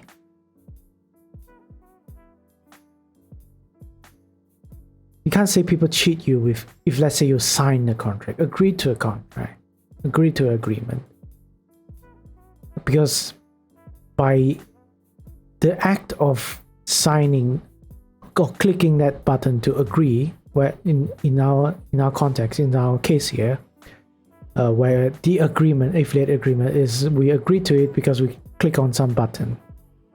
Check, we have agreed to all the terms and conditions. That's what we did. And by just doing that, it's sufficient to bind you to the terms and conditions. And even then, if let's say you didn't agree to this one, your actions in using the Twitch's services, such as using the bits, using the subscription services, allowing other people to subscribe to your channel, allowing people to give you bits to your channel. Your actions are already telling Twitch that you're using these services, and in a way you're impliedly agreeing to all these terms and conditions already. Whether or not you've read it, it is there. It has been shown to you that it is there. So anyways, I think we are done with this one. We're going to move on to copyright laws, all right? So, copyright laws. As you can see, well, you can't really see. How do I start this? I'm gonna relax a bit, gotta stretch a bit. Copyright law is not easy, right? There are a lot of layers to it, a lot of things to cover, but for our purposes today, I'll be specifically talking about all this. I'll be talking about the United States copyright laws only. Specifically this piece of law called Title 17 of the United States Code, right? Of course, you have heard like DMCA, right? Digital Millennium Copyright Act I think that is what it's called, and other certain acts or whatever that is related to US copyright law. But essentially, if you want to learn about US copyright laws, where all of it is found, it's found in this document. All right. it's found here, where there's a law school that provides free access to this publication of this legal document called the US Code, but Title 17. Right, there are different titles to this code, to this entire legal document. It's a huge legal document. It encompasses a lot of things, and I believe this is the federal law, federal level, where all states in America all states in US has to follow, right? But specifically, we're only looking at copyrights, copyright law, which is Title 17. All right, Title 17 itself have 15 chapters in it, and really, with just this legal document alone, you will understand with the proper skills in reading a legal document, you will understand what is copyright, how is copyright enforced, and everything in between, the fair use, and whether how Twitch has to comply with all these copyright laws, how we have to copyright, what are copyright laws, what are copyright works, how are they created, what are considered copyright works, all of it, like the why, how, what, where. Why, what, how, where. Is that all? For 4 questions. Why, how, what, where, when. Yeah, 5 questions can be answered with this. How are copyright laws made? What are copyright law? What is copyright works? When would a work be considered copyrighted? Why are copyrights? Why isn't really shown here, but it can be implied. It can be implied through reading through the copyright laws. But in any case, since I said this, all right, get everything back up. We're going to be specifically looking at the sections of this portion of the document, legal document, in terms of understanding everything. As a content creator, should try to understand at the basic level of what copyright laws is all about, all right? And why we are learning US laws is because, again, Twitch is from US, so Twitch is complying with US laws and looking at US laws itself.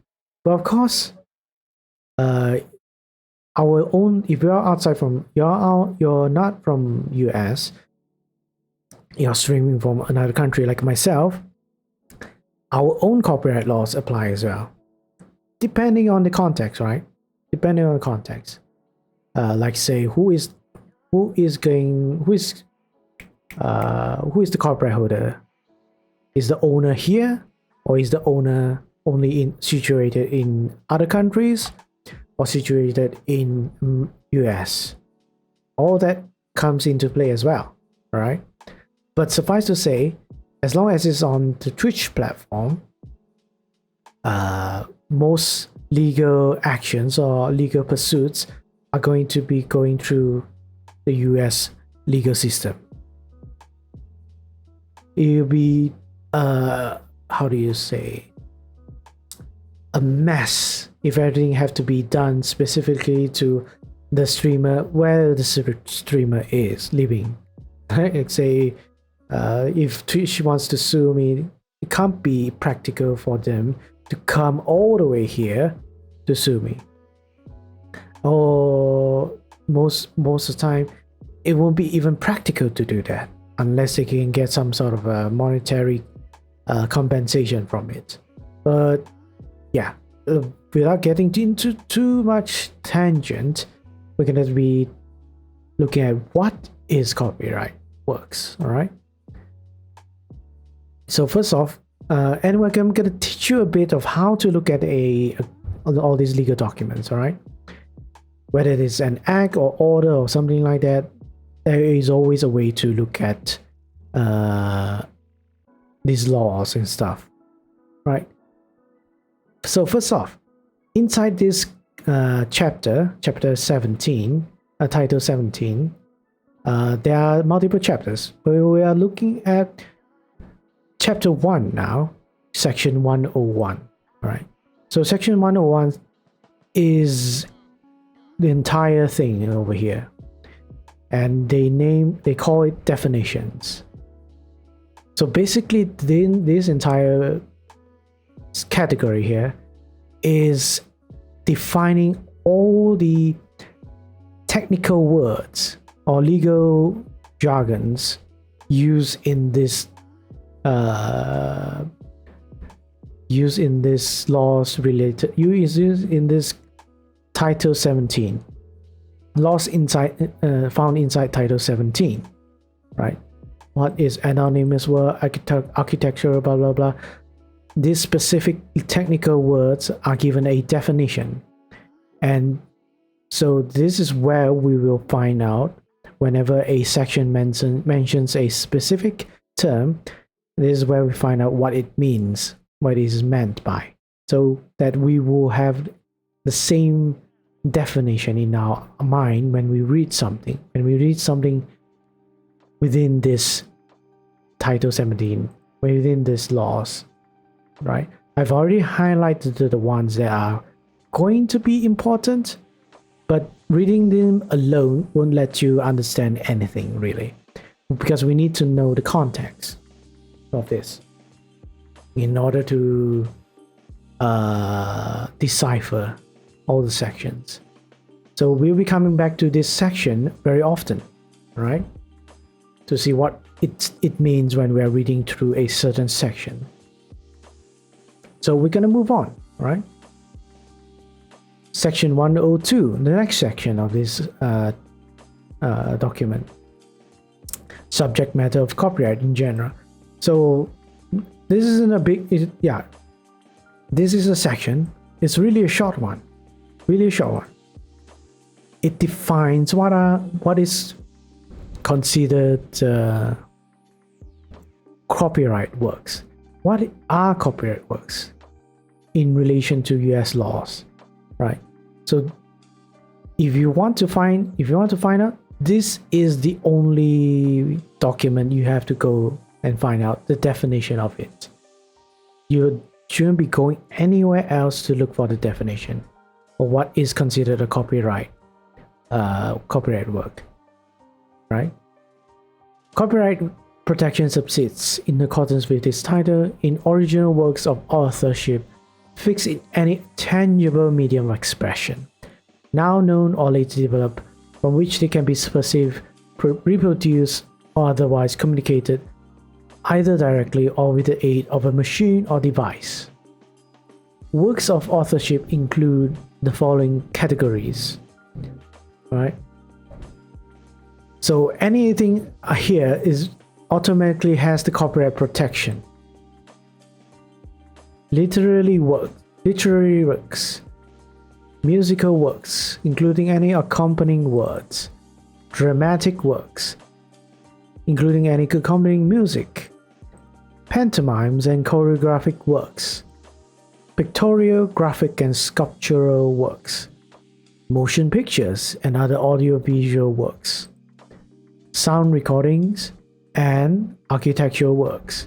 So these 8 examples, right, are considered copyrighted works that can be copyrighted, or in other way of saying original works, people that individuals or companies have created themselves, are all these things. And then it says, in no case does copyright protection for an original work of authorship extend to any idea, procedure, process, system, method, operation, concept, principle, or discovery, regardless of the form in which it is described, explained, illustrated, or embodied in such work. Right. So what this paragraph is saying, these things, idea about whatever, they might be intellectual, but other types of intellectual properties, like patents and stuff. But if, let's say, you present those ideas or procedures or systems in a very artsy way, in a very creative way, it doesn't make it a creative original work. So it doesn't have copyright protection. Instead, it should fall under other areas. All right. So this is copyright work, creative works. So everything you make, whatever you draw, whatever you wrote about, your stories, your biography, your poems, anything like that, your music, your music compositions, your original songs, your dancing, your videos, your movies, all of that is considered creative works that is protected under copyright laws. Right? Oh no. All right. I hope this is fine. This is simple enough, and we're gonna be moving on to the next section now. All right, which is about how do I say this? National origin. This is what this is more towards where is the original works coming from, where and when of sorts, right? I would say for simplicity's sake, right? This clause is just saying anything that is created in U.S. land, U.S. territory, right? The United States of America are protected under this copyright law. Simple as that. But of course, the important thing I have to note is that because of the Berne Convention, anything outside of the United States are copyright protected as well. So if, let's say, someone from Europe created art, or created original music, created original art, and someone from America uses it without permission, the U.S. laws, U.S. copyright laws, will protect the European artists as well. That is what this section is all about. It doesn't just protect people in United States alone, but every other country as well. I think because of the international agreements called treaties, and all the countries agreeing to incorporate all these treaties into their own laws or local laws. Anywhere and all creative works created around the world is protected under copyright law.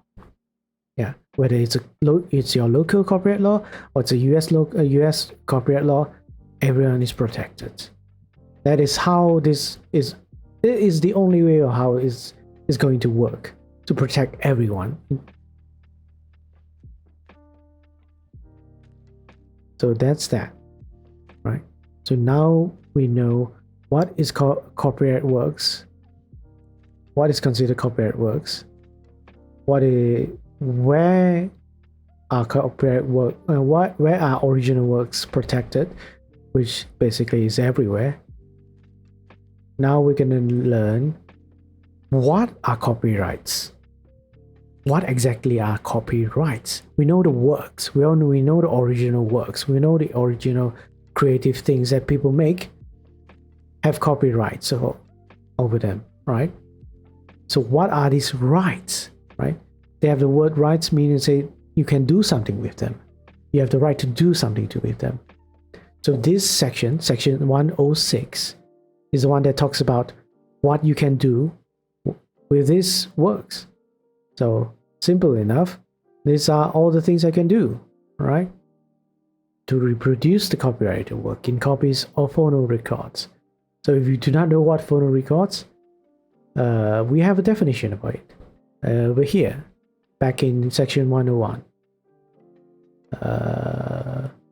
Phono records are material objects in which sounds, other than the accompanying motion picture of other audio-visual work, are fixed by any method now known or later developed, and from which the sounds can be perceived, reproduced, or otherwise communicated either directly or with the aid of a machine or device. The term phonorecords include a material object in which the sounds are first fixed. So basically anything that can reproduce the creative work. So like a really fancy way of saying your video files, your sound files, your music files, or whatever that can be played anywhere are considered phonorecords. That can be played on your phone, on your PC, or on your in the older times on MP3 player, all that stuff. They can or in this projector or whatever that can show the original work. That's phonorecords. Then we have these rights. Then the other rights is to prepare derivative works based upon the copyrighted work. So what are derivative works? Derivative works. This is something very important to know for people who do cover songs, right? This is talking specifically about those type of content, type of work. So we have a definition over here as well, which I've highlighted. So a derivative work is a work based upon one or more pre-existing works, such as translation, musical arrangement, dramatization, fictionalization, motion picture version, sound recording, art reproduction, abridgment, condensation, or any other form in which a work may be recast, transformed, or adapted. A work consisting of editorial revisions, annotations, elaborations, or other modifications which as a whole represent an original work of authorship is a derivative work. Right. Lots of words to describe this thing. But really, really simply putting it is whatever you are doing, if it's based entirely or partially on a original work that someone else has done, is considered derivative work. Examples for us content creators is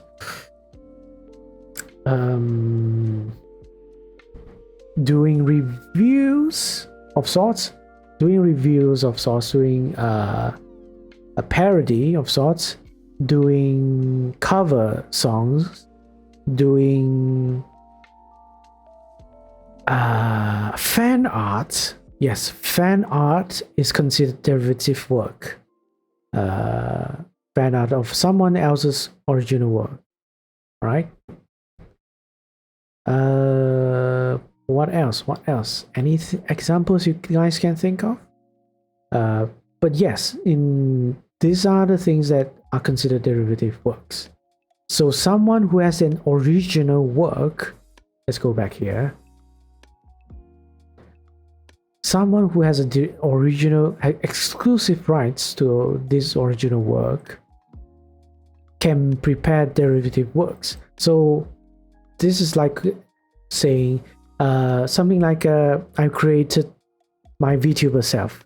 Jake like is my own original work. If let's say I wanted to do some different variations of myself, like fan art, like a fan art, that is considered derivative work. And because I own the exclusive right to my VTuber self, I can do that without any problem. As one of the rights, I can do so. Right? That is derivative works. Then, moving on to the next one, we have distribute copies of phonograph records of the copyrighted work to the public by sale or other transfer of ownership, or by rental, lease, or lending. Yeah. So this one is for us is where, if let's say we were selling merchandise, selling original art, selling original music to other people, or not even selling, we're just sharing our art, sharing our whatever I just mentioned before, music, all that stuff, is considered distribution of copies of phonograph records, right? Distributing my video, distributing this stream, this VOD, all of these are considered distribution, right? I have the rights to do all of this. And not just, okay, there's another way to do it as well. We can sell all this stuff as well. We can transfer the ownership of all this copyrighted work, as they say. Rent it out, lease it out, or lending it. We have all these rights. These are all copyright rights, copyrights, right? In the case of literary, is that how you pronounce it? Musical, dramatic, and choreographic works, pantomimes and motion pictures, and other audio works to perform the copyrighted work publicly. So, in a way, I am performing publicly. I'm presenting myself, my VTuber self, and original work, present and sharing it to the public in a public area of sorts. But I would say a better example would be people performing in concerts, like bands performing concerts or musicians performing concerts, or on the streets. They are considered. How do you say? Or in theaters. In theaters, they are considered performing publicly, right? Of course, we can always look back at what does public mean. Yeah, to perform, or yeah, again, if you are worried of the definition of any word is vague or too general, the definition, the section 101 should provide you an answer to it.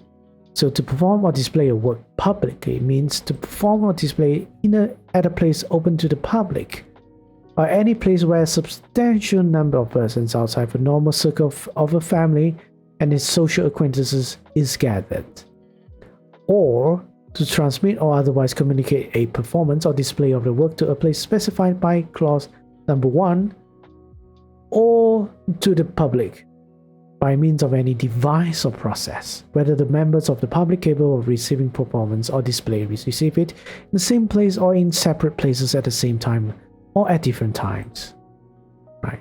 So there's that.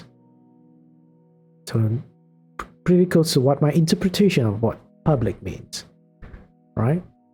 So over here it's the same thing, just that they included pictorial, graphic, and sculptural works, including the individual images of a motion picture or other audio visual works.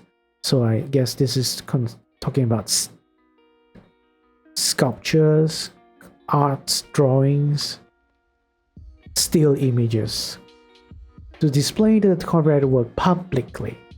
All right. In the case of sound recordings, to perform the copyrighted work publicly by means of a digital audio transmission. Right. All these are copyrighted exclusive rights to do something. All right. All these rights. Whenever you make any original work, you have all these rights. Simple, right? Of course, on face value, it's simple. But we're gonna see, gonna go through all the sections and see if we have anything else we are missing on this subject. All right. Moving on. We have 106, rights of certain authors to attribution and integrity. All right. So this section is all about being recognized as the original author, as the person that created something, that original work. That is something that we have in US, we have as well. We have the right to tell people this art or this work was created by me, right? As well as stopping other people from falsely claiming that this art is theirs. That's one part of it. So this is what this section is about, the authorship. This is also important for you all to know, right? So you have the right to claim authorship of that work, to prevent the use of his or her name as the author of any work or visual art which he or she did not create. So other than claiming ownership of not ownership. All right, so authorship and ownership is different, okay? Authorship just tells you that they were the ones who created it. Ownership, on the other hand, is different. In the sense that someone can create art, but that art can be owned by another person. For example, if let's say someone commissions me to do an art for you or for someone, and I finish that art and that art is given to that person, to my client, that client owns the art. I no longer own it because that client bought it from me. They bought the ownership from me. The only thing I cannot give them is the authorship. The authorship of where I am the one who created the art. So no one else can, my client can't say he made that art, right? And another thing is, even if let's say that the person owns the art now, it doesn't mean they can do anything that would to prevent the use of this. Or yeah, there's another thing which says over here, sub 2, right? Shall have the right to prevent the use of his or her name as the author of the work or visual art in the event of a distortion, mutilation, or other modification of the work which would be prejudicial to his or her honor or reputation.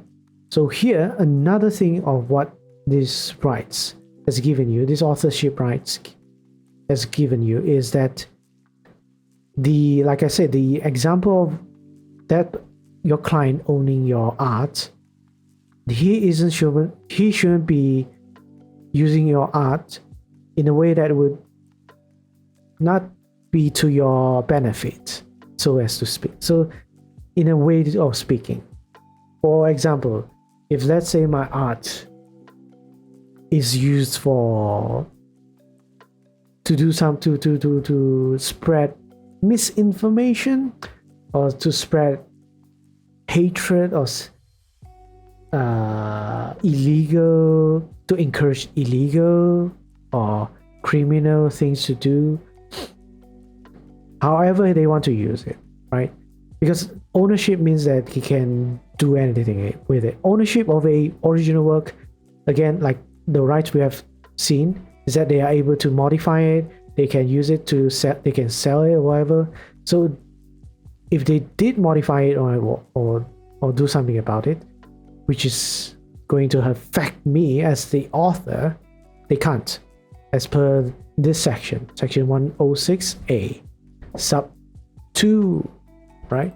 They can't do any modification or distortion or mutilation so that it would be prejudicial to my honor and my reputation, right? So this is something, even if let's say I did not put it in my agreement when I do a commission, it is a right given to me by US laws. Other local laws might not have this. I'm not sure. We're only reading through US law. So that's the thing, okay? Keep that in mind. Right, so subject to the limitations set forth in section 113D, shall have the right to prevent any intentional distortion, mutilation, or other modification of that work which would be prejudicial to his blah blah blah. Alright, this is repeating the same thing, just being more specific. To prevent any destruction of a work recognized stature and the intentional or grossly negligent destruction of that work is a violation of their right. So this authorship also includes not allowing someone to destroy your art, destroy whatever work that you've made.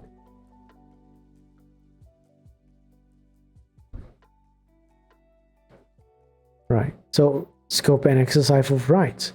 Only the author of a work of visual art has the right to confer by subsection A in that work, whether or not the author is the corporate owner. The authors of a joint work of visual art are co-owners of the rights conferred by subsection A in that work. So this is saying visual art, at least for visual art, meaning drawings.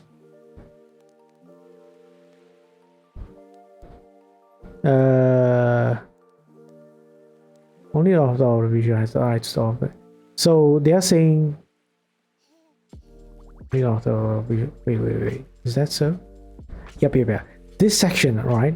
Just to be clear, right? Just to clarify something, is that only work of visual art.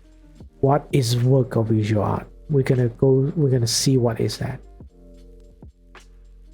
Work of visual art, as I highlighted, the definition for this section is a painting, drawing, print, or sculpture existing in a single copy in a limited edition of 200 copies or fewer that are signed and consecutively numbered by the author, or in the case of a sculpture, in multiple cast, carved, or fabricated sculptures of 200 or fewer than are consecutively numbered by the author and bear the signature or other identifying mark of the author.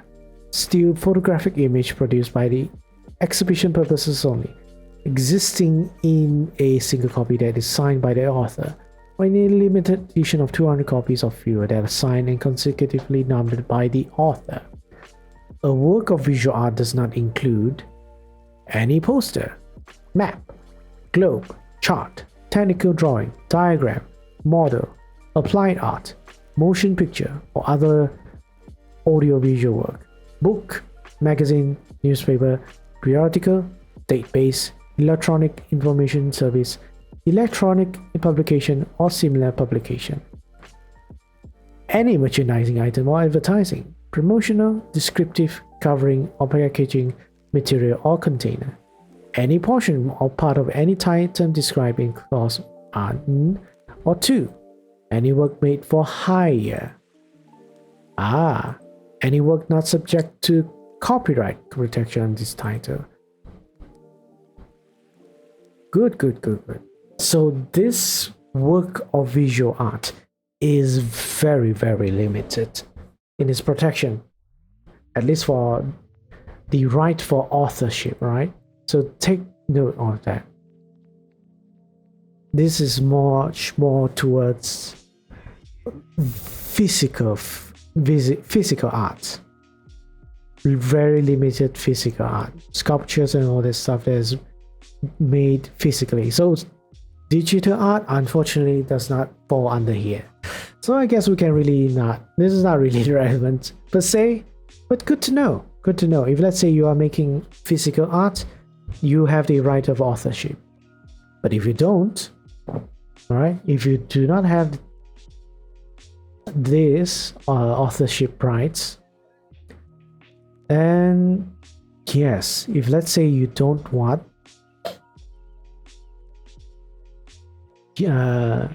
whenever you make commissions, all right, it's always good to, commissions of art or whatever, it's always good to state what your client is able to use it for, right? Because if you don't mention it, it means that your client has all the rights to do whatever he wants with your work.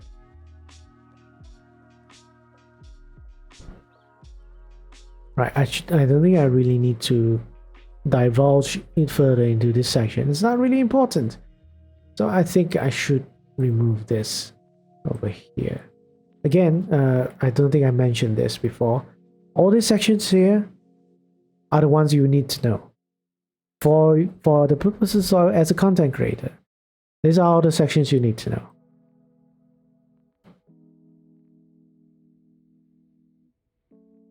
Right. So moving on, we have ownership of copyright. So this is another important thing to know. We learned that any creative work can be created, can be copyrighted, and where it can be protected, and what are the rights are.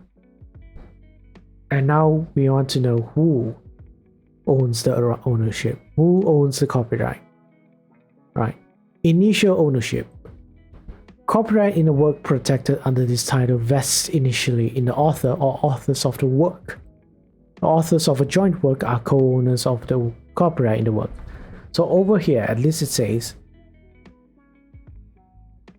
at the beginning, right, at the start, the ownership of copyrights is always with the person that creates them, meaning to say the authors.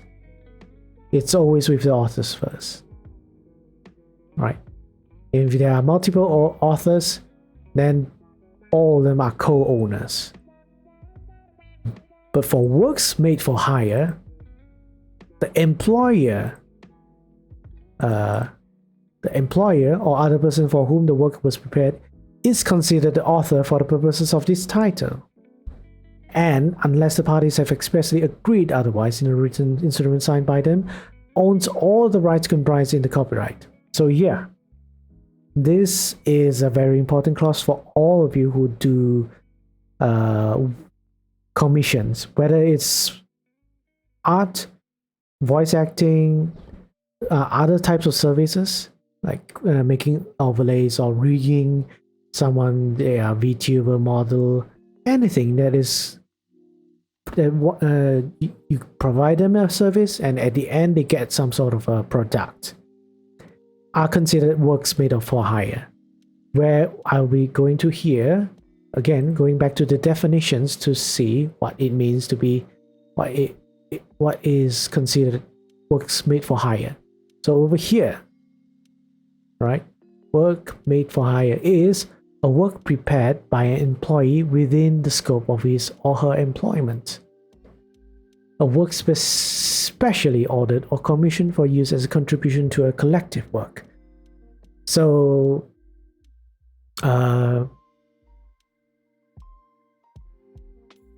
meaning to say someone asked you to do it, or not asked you to do it, paid you to do it for them. Paid or hired you to for it to do them. They don't mention anything about must have monetary exchange, right? Work prepared by an employee within the scope of his or her employment.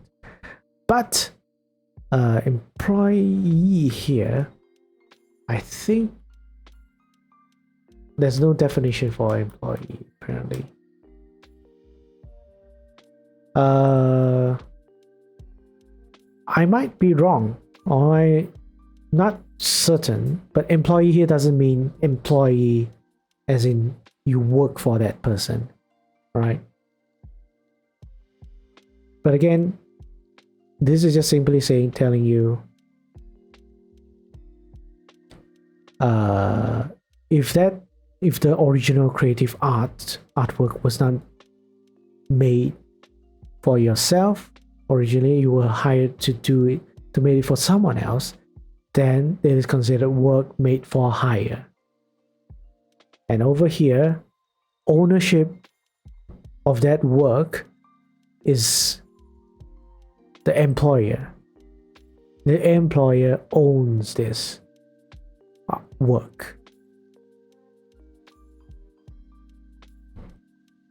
Yeah, employer or other person for whom the work was prepared is considered the author for purposes of this title. So it could be someone, it could be all right. If let's say employer is literally employer, then yeah. If let's say you're working for a company, you're an artist in that company, of course, the employer, whatever you make on behalf of the employer is going to be considered the employers, is going to be owned by employers. Of course, over here, they add another thing. They said other person for whom the work was prepared. So people who, other than your boss, your employer, are considered works made for hire as well. And very important, they say unless the party expressly agreed otherwise, all the rights are given to the employer. So if any of you are doing commission for someone else and you don't want that person to use your art, use your work for whatever thing you don't find comfortable with, you have to write it down. You have to limit their use of your work, right? Both parties have to agree what rights are given to them with your work and what rights remains with you. That's how copyright works. It's very weird. Even though you're technically giving art to the person that hired you, you can still make agreements to say certain rights, certain ownership rights, copyright rights remains with you. You can tell your client, I will make this art for you, but you can't sell this to XYZ. You can do that. You can do this. You can provide such specific terms for your client to comply with. Right? Enforcement, another issue. But legally speaking, you can do this. All right? And this just shows you why it's important to make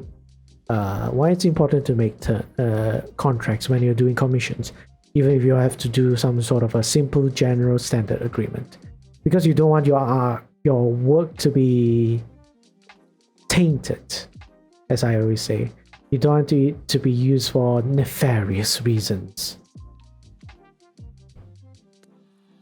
Right, all this is important, so I'll go through it one by one. So now it mentions contributions to collective works. Copyright in each separate contribution to a collective work is distinct from copyright in the collective work as a whole, and vests initially in the author of the contribution. In the absence of an express transfer of the copyright of any rights under it, the owner of copyright in the collective work is presumed to have acquired only the privilege of reproducing and distributing the contribution as that particular collective work, any revision of that collective work, and any later collective work in the same series. Yeah, so they're talking about, let's say multiple people are working on a art, or multiple people working on a music. There have been cases on this before, disputes of ownership. But suffice to say, over here, they are telling you that if, let's say, it is a collective work, like say you're just playing the guitar, someone else doing the vocals for a song, that's collective work. And your rights supposedly are only contained to whatever you have contributed to the collective work. So if you played the guitar, you provided the sounds of the guitar playing, you only have the rights to the guitar playing. Same goes for the person providing the vocal. You only have rights to your vocals only. If there is no absence of express transfer of copyright over here, as they say. Yeah. So again, if you didn't say anything, this is how it's gonna work as this law, as the US, or as this section provides, right? Because a lot of times the issue is people don't state what they want or don't want, and if that happens, we need some sort of a certainty, some sort of a protection, clarity when dispute happens. So of course, normally I would say this clause is here because something happened in the past. Something happened in the past that made them put in this clause inside. Especially if they didn't put in any terms and conditions for this sort of collective work. There will be a lot of disputes on who is actually the owner of a collective work, right? If we didn't have this clause in. Then we have transfer of ownership. The ownership of a copyright may be transferred in whole or in part by any means of conveyance or by operation of law. It may be bequeathed by will or passed as personal property by the applicable laws of intestate succession. Right. So they are saying copyrights can be divided separately, can be given partially or given in whole. Right. And as well as be given via wills or inheritance, because they are treated like an asset. Then we have this. Any of the exclusive rights comprised in a copyright, including any subdivision of any of the rights specified by section 106, which is this, 106, all these rights, may be transferred as provided by clause 1, subclause 1, and owned separately. The owner of any particular exclusive right is entitled, to the extent of that right, to all of the protection and remedies accorded to the copyright owner of this title. Right? They are being more specific. Sorry. They are being more specific now. They are telling you all these rights in section 106 can be subdivided. But they didn't mention how to subdivide it. So really, it's up to you.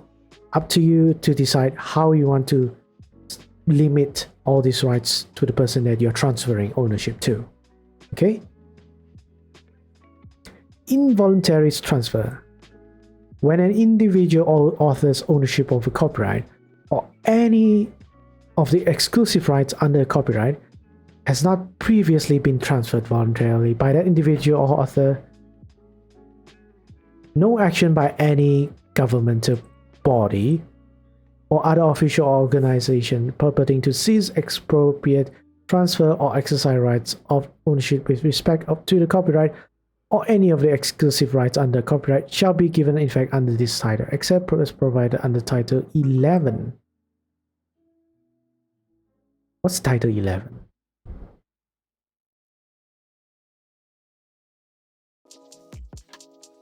Bankruptcy. Oh.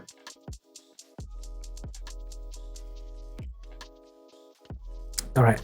When an individual author's ownership of a copyright or any exclusives under copyright has not been previously transferred by the individual author.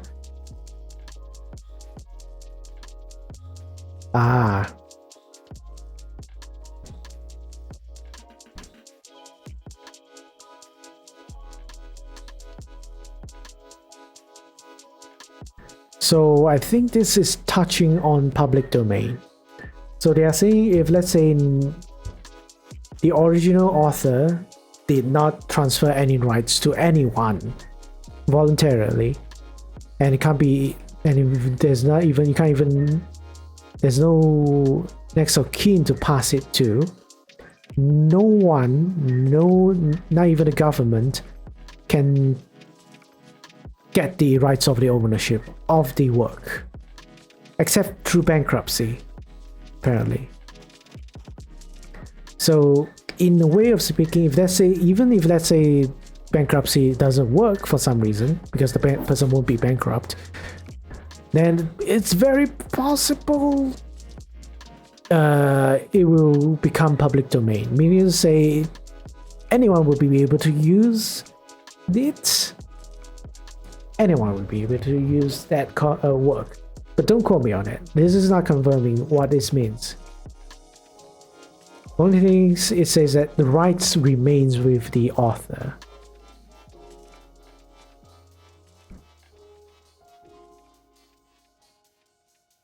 And I guess there is an involuntary way of transferring ownership. When an individual starts offer off, and the individual has not previously been transferred voluntarily by the individual. Yeah, I mean, not necessarily pass away or something like that. It's just that there's no way.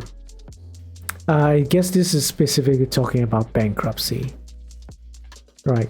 The only way for a person to involuntarily transfer their copyright work, ownership of the copyright, is via bankruptcy. That is what they are saying. Right. Then we move on to the next one. After we finish all these sections, we're going to take a break and come back again, summarizing the entire thing again. And I'll be taking questions. It's really dark now. Let me turn on the light. Apparently it's going to rain. Maybe. Yeah, I think it's going to rain. Which is good. Very good. Right, we move on to section 302, duration of copyright. I wouldn't say this is just for you to know, all right? It's not really relevant for us per se, but just so you know, once a creative work, once an original work is made, they will have the copyright, right?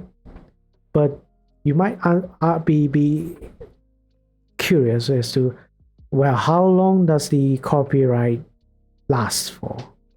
Because you've heard of public domains, copyright works becoming free to use by everyone, and no one can claim ownership of the original work anymore. I would say won't really explain much over here. I'm just going to tell you that yes, there are works, copyrighted works, that they can become public domain, right? They will be available for use for everyone to use. But that is because these copyrighted works were here before all these sections, all these newer laws were in effect. So all that old copyrighted works were still based on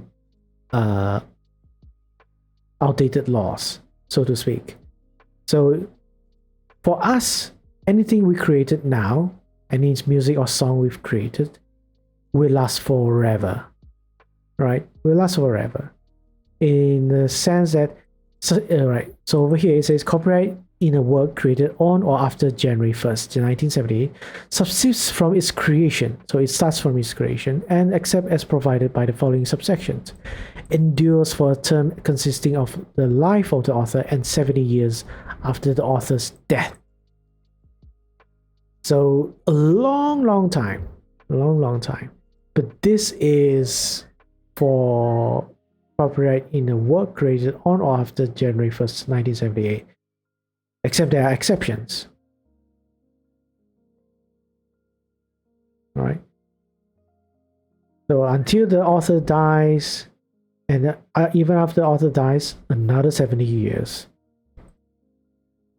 Then we have joint works. In the case of a joint work prepared by two or more authors who did not work for hire, the copyright endures for a term consisting of the life of the last surviving author and 70 years after such last surviving author's death. All right. Oh, this is saying, yep, 70 years plus the author's lifespan. Anonymous works, pseudonymous works, and works made for hire. In the case of an anonymous work, a pseudonymous work, or a work made for hire, the copyright endures for a term of 95 years from the year of its first publication, or a term of 120 years from the years of its creation, which expires first. If before the end of such term, the identity of one or more of the authors of an anonymous or pseudonymous work is revealed in the records of a registration made for their work under subsection A or D of section 408, or in the records provided by this subsection, the copyright in the works endures for the blah blah blah blah. Any person having Alright, I don't think that we really need to read any of this, but we can, suffice to say, we look into this one to say that practically speaking, copyright lasts for forever for us. But of course there are works that have been around for hundreds of years. So that is why you are seeing a lot of classical music from the hundreds of years ago up in public domain.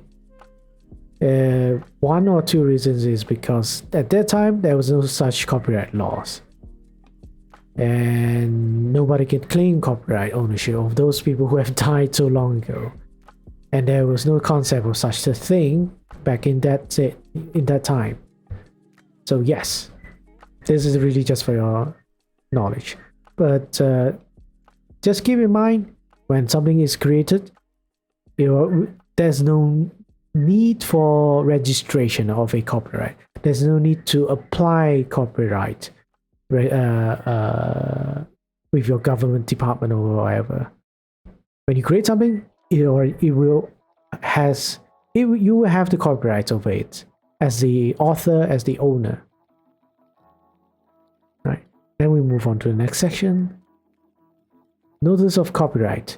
Visually perceptible copies. So this is about the notice thing I was talking about. So I won't get into this one. I'm just going to tell you that yes, you don't need to register copyright works, but you still can. You can still publish, as they say, you publish in the United States. Yeah, publish it to the authority, department, or whoever manages this copyright stuff, for their record. Why? If let's say, yeah, well, I said this already.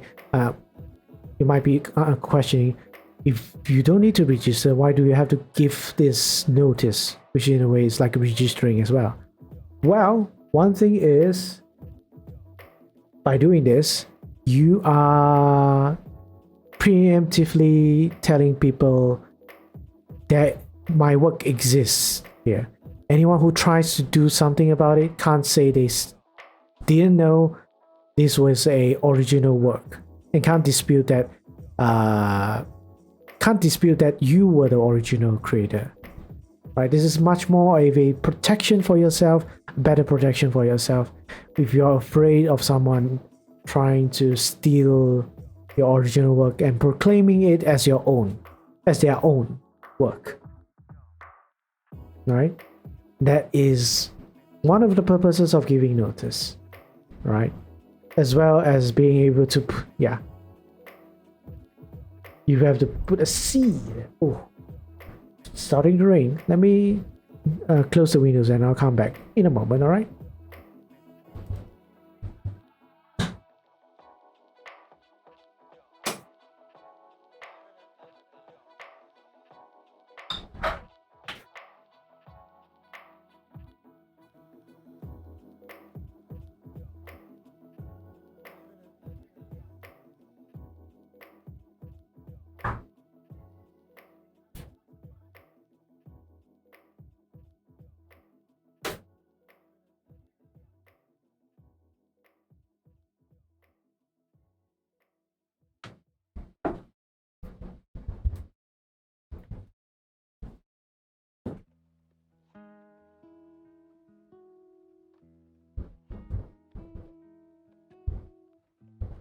All right, I am back. All right. So yeah, notice is really just for that, right? Whenever work protected under this title is published in the United States or elsewhere by authority of the copyright owner, a notice of copyright as provided by this section may be placed on publicly distributed copies from which the work can be visually perceived, either directly or with the aid of a machine device. So meaning to say, if you have published your work, you can do this form of notice. So how do you notify people that your work has copyrights? So the symbol C can be put, or the word copyright or the abbreviation, yeah, put in your notice. You can put the C now. If let's say I copyrighted my character VTube, publish it in somewhere, maybe probably in Malaysia, then I can put a C over my name, Jake Light copyright, something like that. Yeah. So this is just telling you how you should let people know that your work is copyright that has been published. Okay, so yeah, over here it says evidentiary weight of notice. If a notice of a copyright in the form and position specified by this section appears on the published copy or copies to which a defendant in the copyright infringement suit had access, then no weight shall be given to such a defendant's interposition of a defense based on innocent infringement, mitigation of actual or statutory damages, except as provided in the last sentence of 504 sub C sub 2. Right. So as specifically expressed here, they are telling you that's the purpose of a notice. That if let's say someone is committing copyright infringement against you, then they can't use the defense that, oh, I didn't know this was a original work.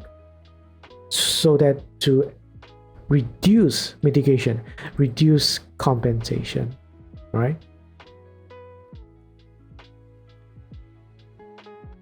That is the purpose of a notice. Just really for your knowledge, I would say, but still important. And we come to the infringement of copyrights. I will try to skim through this one, but suffice to say, if someone did use copyright works without permission, simply put, the copyright owner can do a couple things. First of all, they can take action to stop you from further using their content, their work. That's one thing they can do. They can put out a court order to force you to stop whatever you're doing. Then the other thing would be force you to pay for royalties. Depending on how long you have been using that copyrighted work, they might let you continue using it. Only if you pay the royalty fees to them. And if let's say you were using it for years and years, then you'll be in trouble. You're gonna accumulate a lot of royalty fees that you have to pay, and most likely you won't be able to pay. Yeah. So that's one of the two things I can just spell out that they will do, right? So anyways, let's read. Anyone who violates any of the exclusive rights of the copyright owner as provided by Section 106 through 122, or of the author as provided in Section 106A, or who imports copies of phonograph records into the United States in violation of Section 602, is an infringer of copyright or right of the author, as the case may be.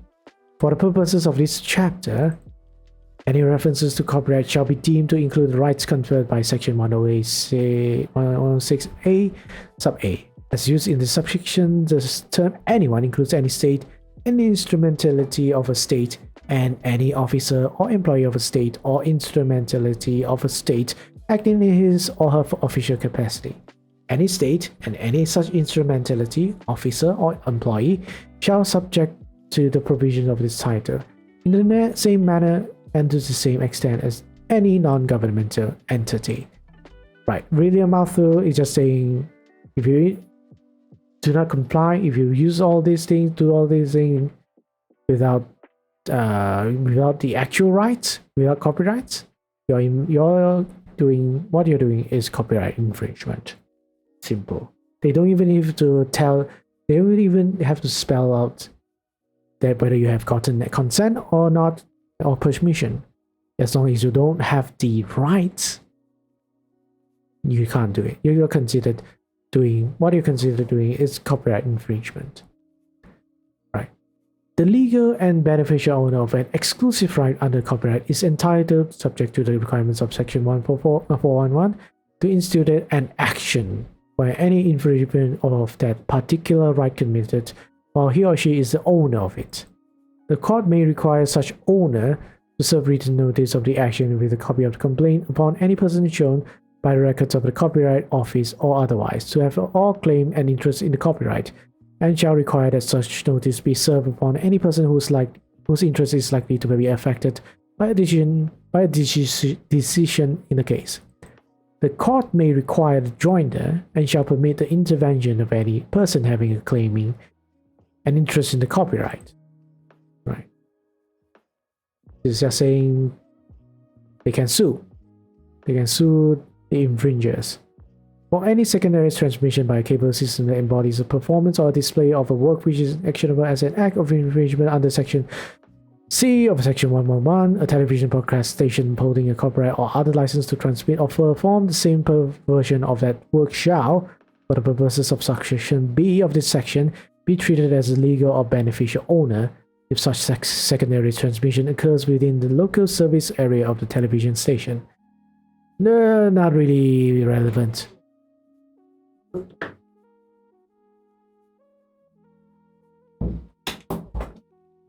Wind was blowing until the door opened itself. It was creepy. But anyways, I think I don't really have to. These are just really specific things that they're saying what you can do. If depending who the infringer is, then different actions can be taken against them. Right. So moving on. Right. So if let's say streamers, VTubers, content creators, if you are thinking that whatever you're doing, whatever copyright whatever content or whatever work you're using, someone else's work, and you're thinking you can use them because it's fair use.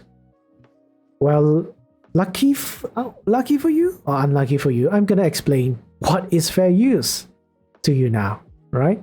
So people listen now. This is what actually fair use is, which I have been mentioning this before over and over again, as well as in my other videos.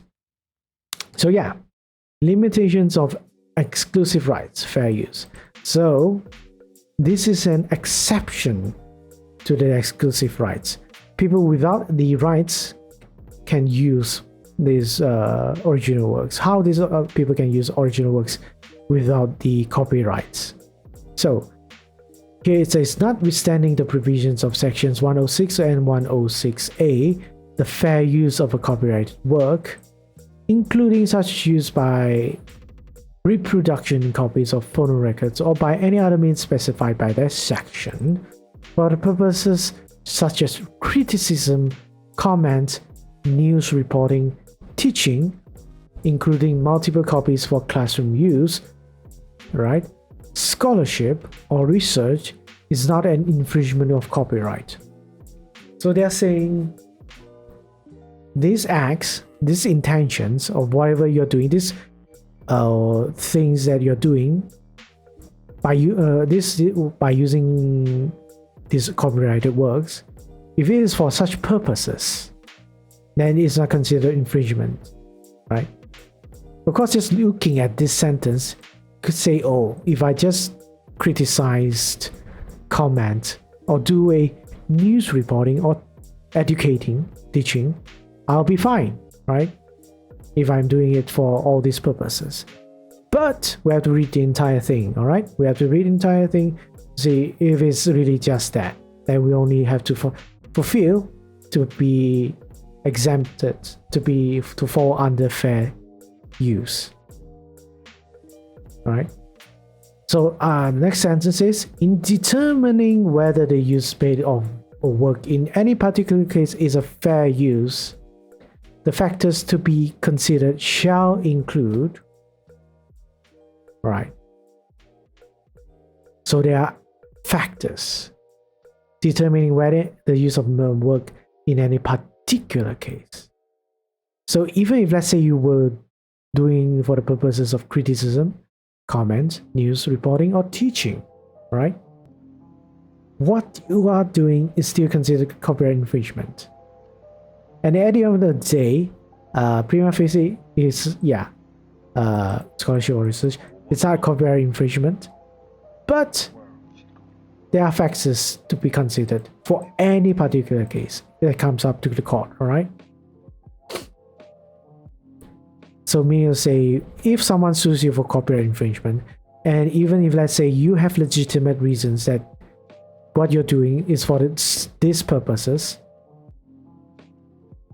prima facie, on first viewing, right? Prima facie, primary viewing. I think that's what it means. My Latin is not good. But you are not supposedly not infringing copyright.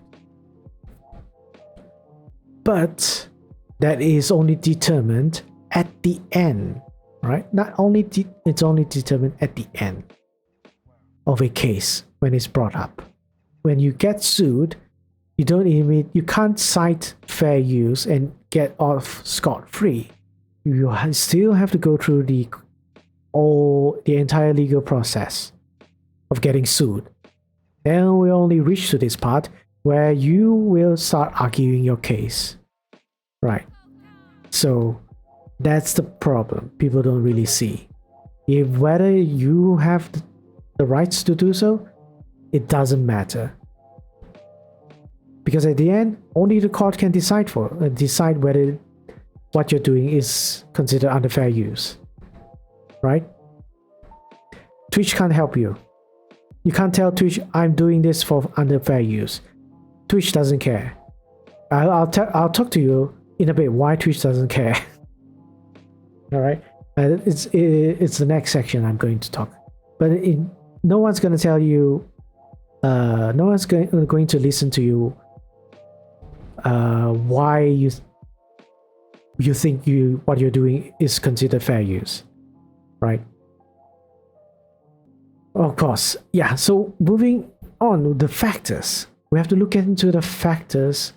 What's the purposes of you're infringing the copyrights, all right? So we have to look at the purpose and character of the use, including whether such use is of a commercial nature or is for non-profit educational purposes. A lot of people come and ask me, or I've seen people justify this as in when they are doing something copyright infringement, such as doing reaction videos, or doing karaoke's, or doing cover songs. They are justifying, if let's say they're justifying it to say that they are not monetizing this content. However, however they justify it. Yes, okay, let's assume they are doing it for non-profit. They are doing it for no money concerns for that specific content. And they are using some other people's content to do it, other people's copyright works without permission. This factor alone would strike that reason out. Because even if you are not doing it for profit, there is the thing about whether this is educational, right? What you're not doing this for education? Are you doing this for educational purposes? Are you doing a karaoke for educational purposes? Are you doing this reaction video for educational purposes? So if you can't answer that in the positive, this first factor, you're already out. You're already down to one count. And we have to look at all those factors. Then that's the next one, nature of the copyrighted work. We have to look at what are you doing with that original copyrighted work. Are you literally just copying it, not doing anything different with it? Are you, what was the original copyright work for? Was it to entertain people, educate people, to spread awareness of something, or help people with something? Or it's a really vague factor. But again, why they have worded it in this way is because they have to see every case separately. They have to look at their facts separately on a case-to-case basis.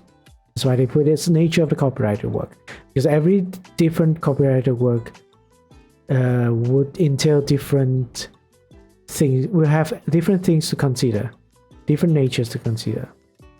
All right. Then we have the third one: the amount and substantiality of the portion used in relation to the copyrighted work as a whole.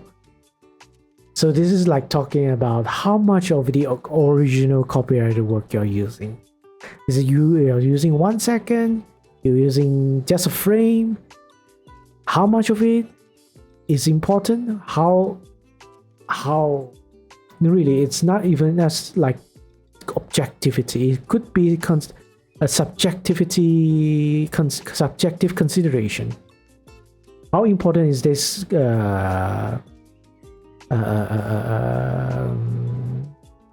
use of the other person's work was for you? How much importance did you put this into? How much importance did you want to see people put into this? Right? Very, very broad general factors. Then we have the fourth one, the last one, the effect of the use upon the potential market for or value of the copyrighted work. Yeah, so this is talking about if, let's say, you use a certain person's or certain company's copyrighted work, what would be the effect to the potential market? What would, or your use of it, what would it affect? Would it affect its reputation? Would it affect its value? Affect its profits? All that stuff. The value of the copyright work. Yeah. So meaning to say, you could use it for commercial purposes, right? Maybe it's even then, yeah, you could say that it's a bad factor for you. But if you're doing it it doesn't affect the potential market or value of the copyrighted work, you could argue that you it's okay for you to use it then.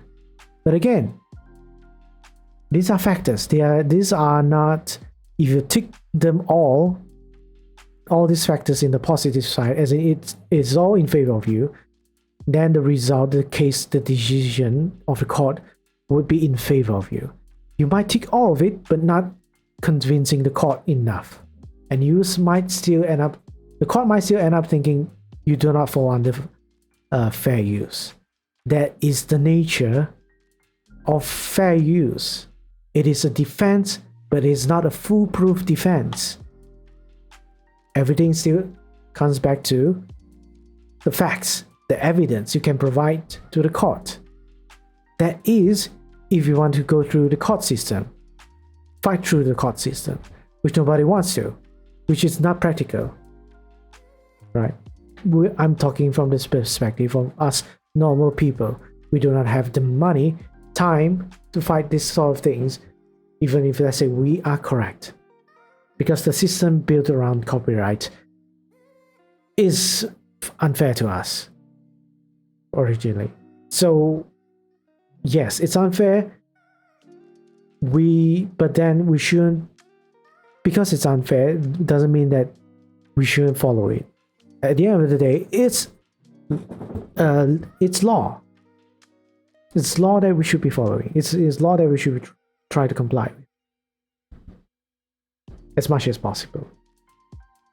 So now we know everything, we know everything, although at the basic level of copyright, how it works and how it affects people, how it's going to be enforced. So now we're going to relate it back to Twitch, right? So you hear a lot of DMCA that, DMCA strike this, that. But do you know what the DMCA actually is, right? The DMCA, let me look up the full name. I know it's Digital Millennium Copyright something Act. I'm not even sure it's copyright. Let me look at the Digital Millennium Copyright Act. Right, Digital Millennium Copyright Act. It's an act for US. Specifically to cater to the internet copyright infringement, because there is a lot of platforms, a lot of internet providers or internet service providers, or what you call, I think it's called something here, service provider. I'm talking about this one. Have platforms allowing people to upload anything without a system to monitor what they have been uploading. At least in the more practical, or not practical, in the more very, very detailed sense of a system that can detect someone is potentially doing some sort of copyright infringement. We don't have that sort of technology yet for everything, only in limited areas like music. So but the thing is, you can't really have the, let's say, Twitch or YouTube try to monitor everything absolutely without and preventing any possibility of copyright infringement from happening, because that's not how their platform works. It is impossible to do that, to stop someone from posting a picture that would, or stop someone posting a video or anything like that, be considered copyright infringement. So that is why there is the DMCA. One of the reasons why the DMCA was made into law was to help limit the liability of these providers, service providers, right? Like Twitch, Google, YouTube, Facebook, all these service providers. Because again, it's impossible for them to do anything about that. So they've limited the liability by law, right? Of course, there's probably DMCA is specific to US. There are probably laws that are like for Malaysia. There are probably laws like similar to DMCA, but the purpose for DMCA the DMCA has been codified, as they say, into this title in this title 17 here, and it's section 512. So really, even though you've heard a lot of different acts or this or that, at least for the US, they've been managed to do a good thing is to compile all of these laws into one section, one part. I'm not going to say, it's not sure to say, but basically any changes, any updates to the copyright laws, you only need to go through this one, Title 17 of the US Code, right? You have to go through only this one to know what is the latest copyright laws on for US. So over here, as much as I've talked a lot, but the basis is this section 512 is talking about service providers not being liable for other people that are using their platform, their websites, their services to do copyright infringement stuff. But this limitation of liability is not absolute. The service provider would still have to do something about the copyright infringement. So that is where that is where the DMCA strike in quotes came from. This is the section that provides that the solution for Twitch, YouTube, all that to deal with copyright infringement, right? So I've highlighted all this A, B, C, and D, A, B, C, and D, E. There are different categories of because the internet is so huge and diverse. There are different ways for people to commit copyright infringement. I won't get into all this, but suffice to say, each of them says that the service providers are not liable as long as they do a couple of things. Which one of it is if, let's say, they have been informed that someone is infringing copyright, right, without the authorizations of the copyright owner of the material, service provider responds expeditiously to remove or disable access to the material that is claimed to be infringing upon notification claim infringement as described in blah blah blah. So all these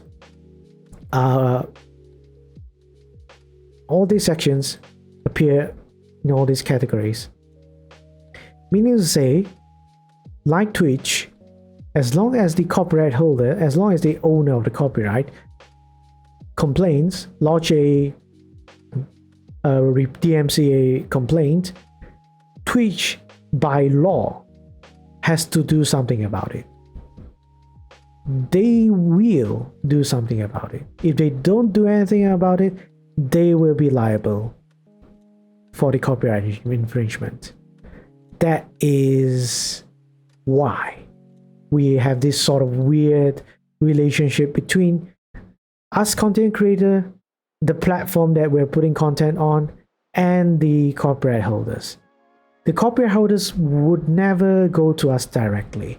They would go towards the service providers first. They would go to Twitch first. Tell them, hey, your platform has this person doing something that is copyright infringing our stuff.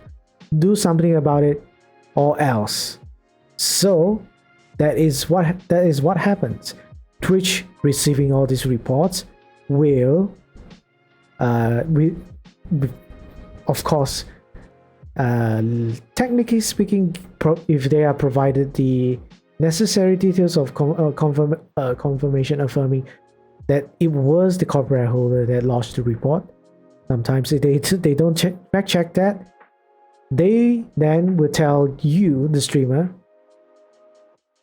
to either remove the content or they will do something about it depending on the copyright holder's request, whether to mute you, suspend you, or delete your content, or give you a strike. Or any of these things can happen depending on what the demands are by the copyright holder. So if, let's say, you are not satisfied with the actions taken by Twitch, you can make a counter notification, which also is found here as well.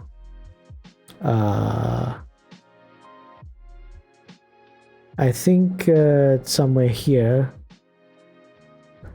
Counter notification. So it's over here.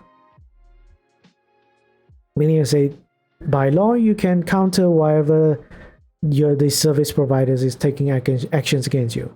But by doing so, you're telling Twitch that I have the rights to do this thing, whether it's because fair use or I actually have permission to do it, is to be debated.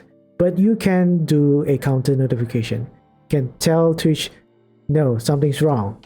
I'm arguing this case. I'm arguing this dispute. Then it's up to the copyright owner to do something about you. And it is then where they will decide whether to take legal actions against you. Because now, since Twitch has done something about it, they have taken actions to remove you or something like that, but you didn't comply with it because you have some sort of a case to argue with, then Twitch has cleaned their hands. They have done what they can as their responsibility in accordance to this section 512. Because of that, the copyright holders can't sue Twitch now because they are not liable anymore. The liability is on you now, the content creator, who is the one that's infringing copyright, right? So that is why Twitch is always gonna side with quote unquote side with the copyright holders. They are not the one to they were never the one to confirm whether you have actually infringed copyright anyway. If they receive a claim that there is a copyright infringement happening, they have to do it, whether it's a legit claim or not. As long as it's the actual copyright holders that's doing the complaint, they can't say no, I'm not going to do anything because this person is not infringing copyright. No, they have no say on that matter because they are not the court. They are not anyone. They are not the middle person to resolve this dispute. Their responsibility is to take actions against you, and if you do not like what they did, you do a counter notification, and at the end is for the copyright holders to take actions against you, and you have to defend yourself now. So that's that. That is why all this system is in place. All these copyright strikes are in place. The mystery has been resolved. Well, not really. At least we are clear, right? We are clear how all this works, in the sense that why this is a thing that happens. It is very serious if it happens to you, and how you can avoid from it happening. Since anyone that is still watching should be really clear, right? What is that you are doing is wrong in accordance to law, right? It's not really anything about Twitch. This is the copyright stuff, not Twitch's fault or YouTube's fault. It's because of the copyright laws in place. In order for you to be able to do all the things you can do, is because of the laws as well. You are able to do your streamings and all that stuff. It's because there is a in a sense that you can do all these things without a direct legal risk of being sued, is because the copyright holders, the copyright owners, have to go through with Twitch or YouTube first.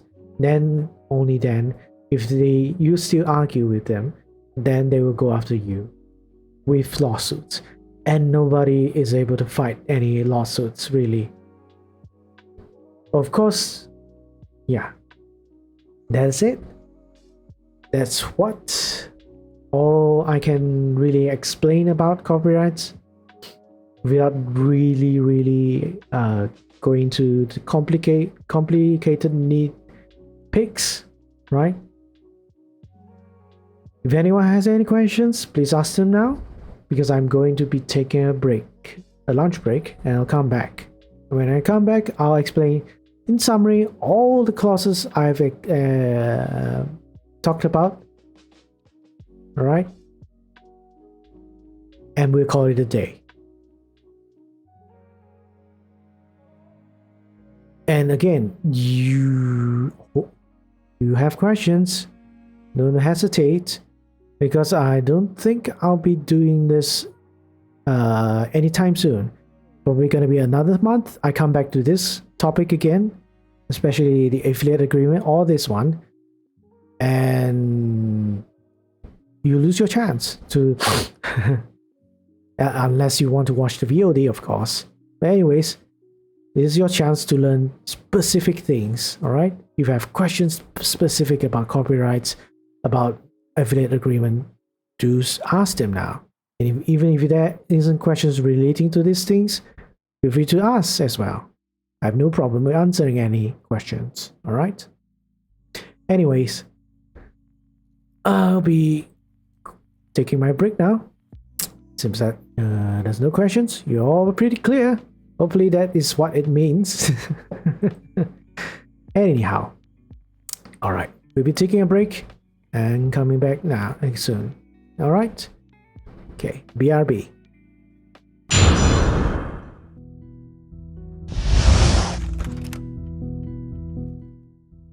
Hi, my name is Jake Light, gaming lawyer at your service. Recently,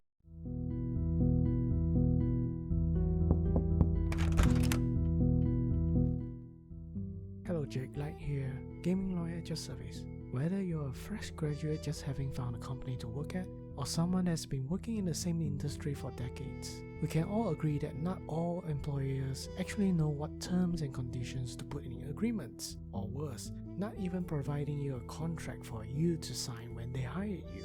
So today, I'm going to explain to you what employment contracts are and why are they important to employees to understand. And before I start, I would like to emphasize that information provided in this video is for education and entertainment purposes only. Briefly explaining, employment contracts or agreements are written documents with terms that inform you of what you, as an employee, must do for the employer and what the employer is willing to provide you in return. For most folks, they are called different things like appointment letters, letter offers, or contract letters, but they all mean the same. In practice, employment contracts are normally drafted by employers unilaterally and handed to the employee to just sign quickly. And I should stress this strongly before I go on. Don't sign any contract before you fully understand it. Like any agreements in writing, signing is the same as you saying, I fully agree to be legally bound by terms in it. It is unfortunately common to find employers giving you a short deadline to sign an agreement, or won't let you have a copy of the contract to browse through. If that happens, it's already a red flag for you to question them. Why are they in such a hurry to seal the deal? So yeah, always ask for the time to read the terms and have someone experienced help you check. So now we know what employment contracts are. What terms should they contain? Well, the general rule is, the more detailed and simply worded an agreement is, the better, because it will provide clear understanding of both parties' contractual rights and obligations. Despite how employers may try to convince you otherwise, contracts are always negotiable and renegotiable at any given time, and there are 4 broad categories of content of which an agreement should contain and be negotiated with. Number 1. Pecuniary compensation is all that cash money employer must pay you directly. Number 2. Non-pecuniary compensation is anything but cash that employer must provide you. Number 3. Job scope is what kind of work you need to do, when and where you will be working. Number 4. Termination of contract is when and how you can resign or get dismissed by your boss. I won't dive deep into each one of them for now, because there are fundamental issues related to them that deserve their own videos to be discussed about. Suffice to say, if you don't see these categories of terms in the contract, and you have heard your employer promising you something that's not mentioned in the terms, best of you to bring it up with your employer ASAP, before they bring out the "Huh? I don't remember promising you that," or "Remind me about it next meeting," and maybe even "Yeah, so what? You're gonna sue me?" I can already imagine some of you asking, "But Jake, what if my boss doesn't follow the contract and cut my salary? Wouldn't it be pointless to have a contract then?" Don't worry too much, you're still relatively fine. Whatever your employer has breached, it should be clear to everyone now that you have something to refer to. And from this point, you can decide whether you want to talk things out and things peacefully by resigning, or take legal actions against the employer as a last resort. Either way, it's way better than just being able to claim, "They verbally promised not to cut my salary," to the judge. But here's the confusing part of the employment law. What happens if there's no employment contract? Well, usually this is where the statute laws or court decisions come in to help tell what the employees and employers' rights and obligations are. That said, different countries have differing levels of protection to employees. In United States of America, the land of freedom is also free of many employment protections. Barring statute laws that make any discriminatory actions illegal, it is federally legal for US citizens to work without employment contracts, which are referred to as at-will employment. The main perk for employees is that either parties have no obligation to serve any notice to terminate employment, which can be good or bad depending on who you ask. While on the other side, most states in Malaysia are required by federal law to have employment contracts to be in writing if the working period exceeds more than 1 month. And the Malaysian Employment Act 1955 states what general terms should an employment contract contain. But sadly, most of these legal rights are only applicable for employees earning 2,000 ringgit or less per month and for specific types of employee work. And for the majority of other employees, their legal rights are limited to not being unfairly dismissed by employers. Either way, with no employment contracts and no laws to list out important terms, you will only have assumptions of what you and your employer should be doing for each other, which the employer, being the one that pays your salary, has the bargaining power to subvert them whether it's legally allowed or not. Just to name a few instances, employers can delay paying salary, deduct annual leaves, reduce medical claims, falsely accuse employee of misconduct, or fire you without giving any reason or notice. Of course, I get that some people don't care if their bosses could treat them badly as long as they can freely come and go as they want. But for those that have families to feed and debts to pay, we should really think about giving ourselves a level of certainty when we work. Despite all of that I have mentioned, at the end you were told that the contract is non-negotiable or that there is no need for one. What can you realistically do in this situation? Well, you would need to critically consider whether the job is worth it. Even though there's a high chance your employer might be exploiting you, always keep in mind the relationship of employers and employees are not on equal footing. Employers often have the advantage of time, money, influence, or authority to persuade you into working for them. There could be many reasons why they don't want to negotiate or prepare an agreement, but assume none of them are for your benefit. So there's that. To summarize, employment contracts are always better compared to having none. More terms in a contract means better clarity and understanding of your work. Laws do not prevent employers from infringing employment rights. When you don't have a written agreement, you're at the whims of the employer. When employers breach contracts, you have more options available to take. Employers that are reluctant to negotiate or prepare employment contracts are huge red flags. thanks for watching. I hope you haven't gotten sick of hearing me repeat the words like employment, employer, and employee, because I regretfully still have more to talk about on the subject in future episodes. If you have any questions or criticisms about today's lesson, please comment and let me know, or you can find me at our Discord community server, Light & Co. Gaming Aid Center. Link is in the description below. Until next time, be hopeful but stay critical. As an employee must do for the employer, as an employee must do for the as an employee must do for the employer as an employee must do for the employer. If that happens, it's already a red flag for you. If that happens, it's already a red flag for you to call it. It's already a red flag. Always. So now we know what. Because it will provide clear understanding of both parties' contractual rights and obligations.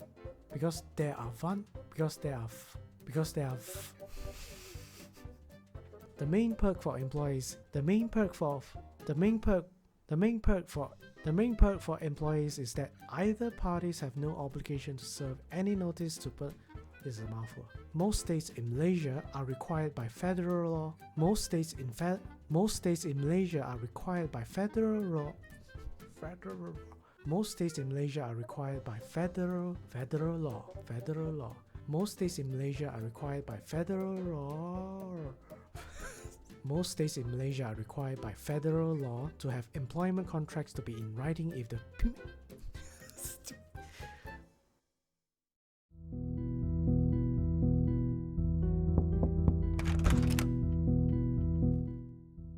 Hello, Jake Light here, gaming lawyer at your service. Whether you're a fresh graduate just having found a company to work at, or someone that's been working in the same industry for decades, we can all agree that not all employers actually know what terms and conditions to put in agreements, or worse, not even providing you a contract for you to sign when they hired you. So today, I'm going to explain to you what employment contracts are and why are they important to employees to understand. And before I start, I would like to emphasize that information provided in this video is for education and entertainment purposes only. Briefly explaining, employment contracts or agreements are written documents with terms that inform you of what you, as an employee, must do for the employer and what the employer is willing to provide you in return. For most folks, they are called different things like appointment letters, letter offers, or contract letters, but they all mean the same. In practice, employment contracts are normally drafted by employers unilaterally and handed to the employee to just sign quickly. And I should stress this strongly before I go on. Don't sign any contract before you fully understand it. Like any agreements in writing, signing is the same as you saying, I fully agree to be legally bound by terms in it. It is unfortunately common to find employers giving you a short deadline to sign an agreement, or won't let you have a copy of the contract to browse through. If that happens, it's already a red flag for you to question them, why are they in such a hurry to seal the deal? So yeah, always ask for the time to read the terms and have someone experienced help you check. So now we know what employment contracts are, what terms should they contain? Well, the general rule is, the more detailed and simply worded an agreement is, the better, because it will provide clear understanding of both parties' contractual rights and obligations. Despite how employers may try to convince you otherwise, contracts are always negotiable and renegotiable at any given time, and there are 4 broad categories of content of which an agreement should contain and be negotiated with. Number 1. Pecuniary compensation is all that cash money employer must pay you directly. Number 2. Non-pecuniary compensation is anything but cash that employer must provide you. Number 3. Job scope is what kind of work you need to do, when and where you will be working. Number 4. Termination of contract is when and how you can resign or get dismissed by your boss. I won't dive deep into each one of them for now, because there are fundamental issues related to them that deserve their own videos to be discussed about. Suffice to say, if you don't see these categories of terms in the contract, and you have heard your employer promising you something that's not mentioned in the terms, best of you to bring it up with your employer ASAP, before they bring out the, "Huh? I don't remember promising you that," or Remind me about it next meeting. And maybe even, Yeah, so what? You're gonna sue me? I can already imagine some of you asking, But Jake, what if my boss doesn't follow the contract and cut my salary? Wouldn't it be pointless to have a contract then? don't worry too much, you're still relatively fine. Whatever your employer has breached, it should be clear to everyone now that you have something to refer to. And from this point, you can decide whether you want to talk things out and things peacefully by resigning, or take legal actions against the employer as a last resort. Either way, it's way better than just being able to claim They verbally promised not to cut my salary. to the judge. But here's the confusing part of the employment law. What happens if there's no employment contract? Well, usually this is where the statute laws or court decisions come in to help tell what the employees and employers' rights and obligations are. That said, different countries have differing levels of protection to employees. In United States of America, the land of freedom is also free of many employment protections. Barring statute laws that make any discriminatory actions illegal, it is federally legal for US citizens to work without employment contracts, which are referred to as at-will employment. The main perk for employees is that either parties have no obligation to serve any notice to terminate employment, which can be good or bad depending on who you ask. While on the other side, most states in Malaysia are required by federal law to have employment contracts to be in writing if the working period exceeds more than 1 month. And the Malaysian Employment Act 1955 states what general terms should an employment contract contain. But sadly, most of these legal rights are only applicable for employees earning 2,000 ringgit or less per month and for specific types of employee work. And for the majority of other employees, their legal rights are limited to not being unfairly dismissed by employers. Either way, with no employment contracts and no laws to list out important terms, you will only have assumptions of what you and your employer should be doing for each other, which the employer, being the one that pays your salary, has the bargaining power to subvert them whether it's legally allowed or not. Just to name a few instances, employers can delay paying salary, deduct annual leaves, reduce medical claims, falsely accuse employee of misconduct, or fire you without giving any reason or notice. Of course, I get that some people don't care if their bosses could treat them badly as long as they can freely come and go as they want. But for those that have families to feed and debts to pay, we should really think about giving ourselves a level of certainty when we work. Despite all of that I have mentioned, at the end you were told that the contract is non-negotiable or that there is no need for one. What can you realistically do in this situation? Well, you would need to critically consider whether the job is worth it. Even though there's a high chance your employer might be exploiting you, always keep in mind the relationship of employers and employees are not on equal footing. Employers often have the advantage of time, money, influence, or authority to persuade you into working for them. There could be many reasons why they don't want to negotiate or prepare an agreement, but assume none of them are for your benefit. So there's that. To summarize, employment contracts are always better compared to having none. More terms in a contract means better clarity and understanding of your work. Laws do not prevent employers from infringing employment rights. When you don't have a written agreement, you're at the whims of the employer. When employers breach contracts, you have more options available to take. Employers that are reluctant to negotiate or prepare employment contracts are huge red flags. Thanks for watching. I hope you haven't gotten sick of hearing me repeat the words like employment, employer, and employee, because I regretfully still have more to talk about on the subject in future episodes. If you have any questions or criticisms about today's lesson, please comment and let me know. Or you can find me at our Discord community server, Light & Co. Gaming Aid Center. Link is in the description below. Until next time, be hopeful but stay critical. As an employee must do for the employer, as an employee must do for the, as an employee must do, as an employee must do for the employer, as an employee must do for the employer. If that happens, it's already a red flag for you. If that happens, it's already a red flag for you to call it. It's already a red flag. Always. So now we know what. Because it will provide clear understanding of both parties' contractual rights and obligations. Because there are The main perk for employees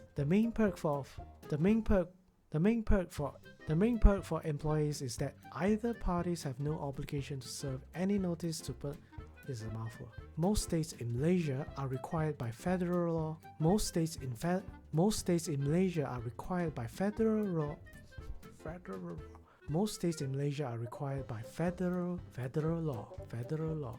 Most states in Malaysia are required by federal law.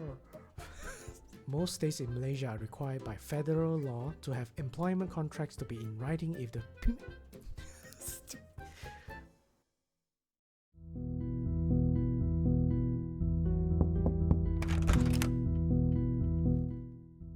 Hello, Jake Light here, gaming lawyer at your service. Whether you're a fresh graduate just having found a company to work at, or someone that's been working in the same industry for decades, we can all agree that not all employers actually know what terms and conditions to put in agreements, or worse, not even providing you a contract for you to sign when they hired you. So today, I'm going to explain to you what employment contracts are and why are they important to employees to understand. And before I start, I would like to emphasize that information provided in this video is for education and entertainment purposes only. Briefly explaining, employment contracts or agreements are written documents with terms that inform you of what you, as an employee, must do for the employer and what the employer is willing to provide you in return. For most folks, they are called different things like appointment letters, letter offers, or contract letters, but they all mean the same. In practice, employment contracts are normally drafted by employers unilaterally and handed to the employee to just sign quickly. And I should stress this strongly before I go on. Don't sign any contract before you fully understand it. Like any agreements in writing, signing is the same as you saying, I fully agree to be legally bound by terms in it. It is unfortunately common to find employers giving you a short deadline to sign an agreement, or won't let you have a copy of the contract to browse through. If that happens, it's already a red flag for you to question them, why are they in such a hurry to seal the deal? So yeah, always ask for the time to read the terms and have someone experienced help you check. So now we know what employment contracts are, what terms should they contain?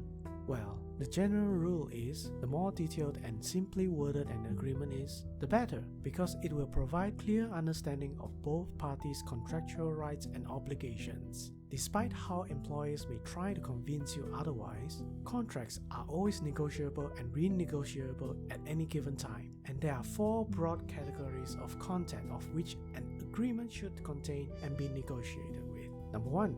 Pecuniary compensation is all that cash money employer must pay you directly. Number 2. Non-pecuniary compensation is anything but cash that employer must provide you. Number 3. Job scope is what kind of work you need to do, when and where you will be working. Number 4. Termination of contract is when and how you can resign or get dismissed by your boss. I won't dive deep into each one of them for now, because there are fundamental issues related to them that deserve their own videos to be discussed about. Suffice to say, if you don't see these categories of terms in the contract, and you have heard your employer promising you something that's not mentioned in the terms, best of you to bring it up with your employer ASAP, before they bring out the, "Huh? I don't remember promising you that," or Remind me about it next meeting. and maybe even, Yeah, so what? You're gonna sue me? I can already imagine some of you asking, But Jake, what if my boss doesn't follow the contract and cut my salary?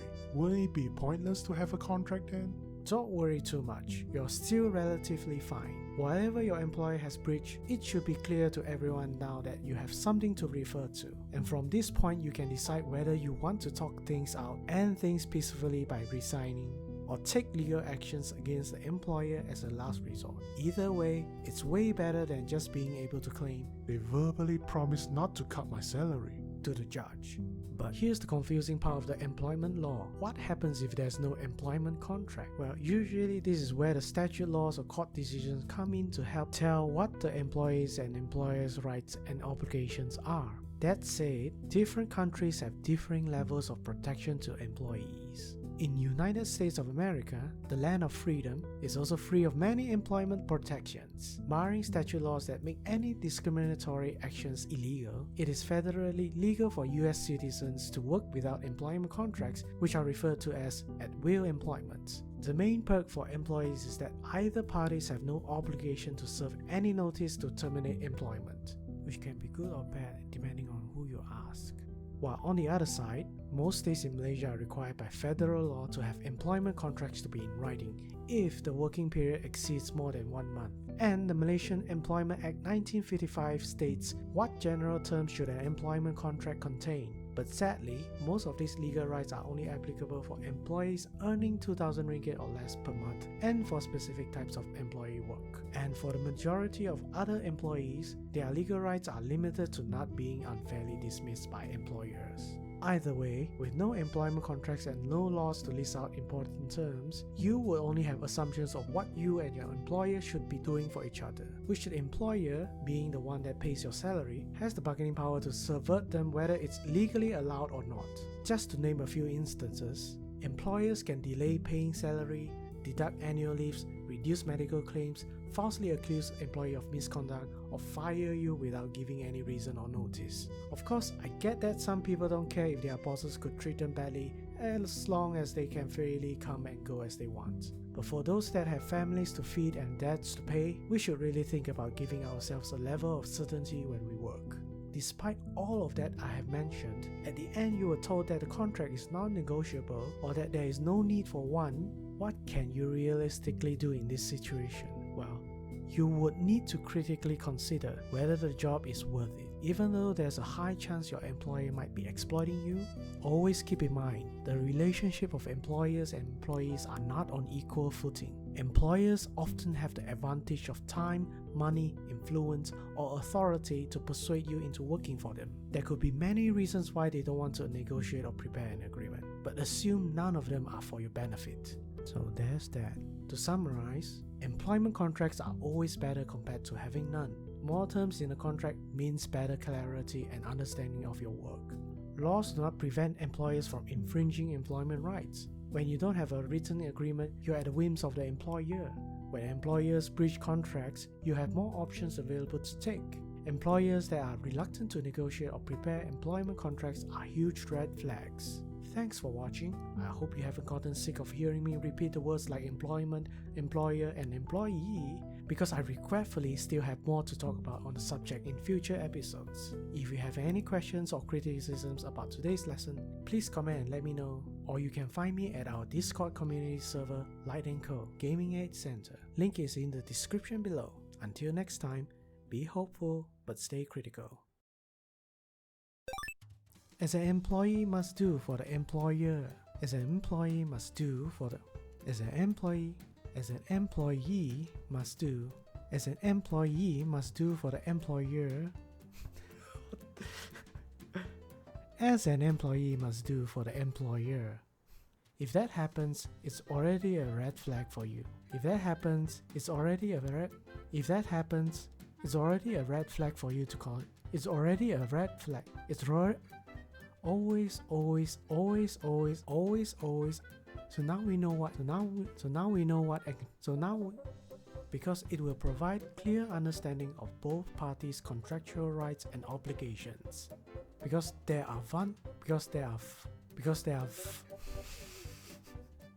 The main perk for employees. The main perk for employees is that either parties have no obligation to serve any notice to This is a mouthful. Most states in Malaysia are required by federal law. Most states in Malaysia are required by federal law. Most states in Malaysia are required by federal law. Most states in Malaysia are required by federal law. Most states in Malaysia are required by federal law to have employment contracts to be in writing if the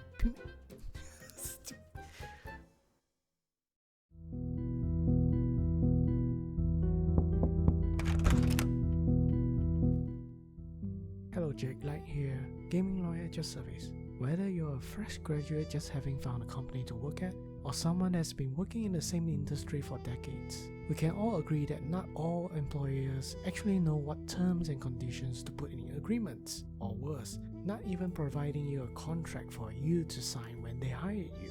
So today, I'm going to explain to you what employment contracts are and why are they important to employees to understand. And before I start, I would like to emphasize that information provided in this video is for education and entertainment purposes only. Briefly explaining, employment contracts or agreements are written documents with terms that inform you of what you, as an employee, must do for the employer and what the employer is willing to provide you in return.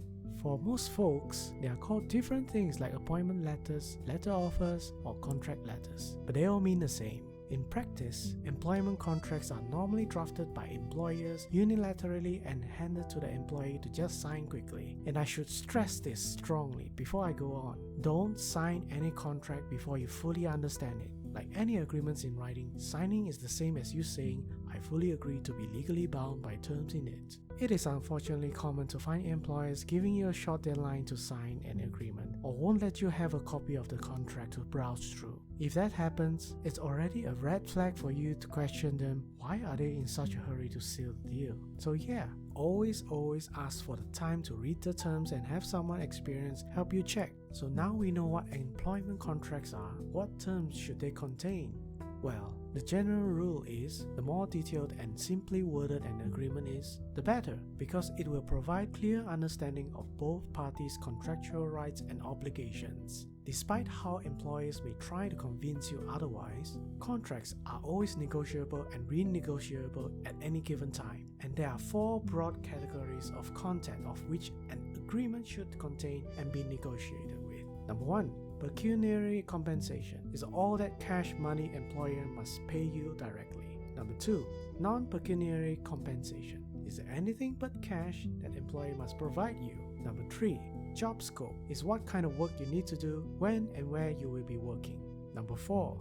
Termination of contract is when and how you can resign or get dismissed by your boss. I won't dive deep into each one of them for now, because there are fundamental issues related to them that deserve their own videos to be discussed about. Suffice to say, if you don't see these categories of terms in the contract, and you have heard your employer promising you something that's not mentioned in the terms, best of you to bring it up with your employer ASAP, before they bring out the Huh? I don't remember promising you that. or Remind me about it next meeting. and maybe even Yeah, so what? You're gonna sue me? I can already imagine some of you asking, But Jake, what if my boss doesn't follow the contract and cut my salary? Wouldn't it be pointless to have a contract then? don't worry too much, you're still relatively fine. Whatever your employer has breached, it should be clear to everyone now that you have something to refer to. And from this point, you can decide whether you want to talk things out and things peacefully by resigning, or take legal actions against the employer as a last resort. Either way, it's way better than just being able to claim They verbally promised not to cut my salary. to the judge. But here's the confusing part of the employment law. What happens if there's no employment contract? Well, usually this is where the statute laws or court decisions come in to help tell what the employees and employers' rights and obligations are. That said, different countries have differing levels of protection to employees. In United States of America, the land of freedom is also free of many employment protections. Barring statute laws that make any discriminatory actions illegal, it is federally legal for US citizens to work without employment contracts, which are referred to as at-will employment. The main perk for employees is that either parties have no obligation to serve any notice to terminate employment, which can be good or bad depending on who you ask.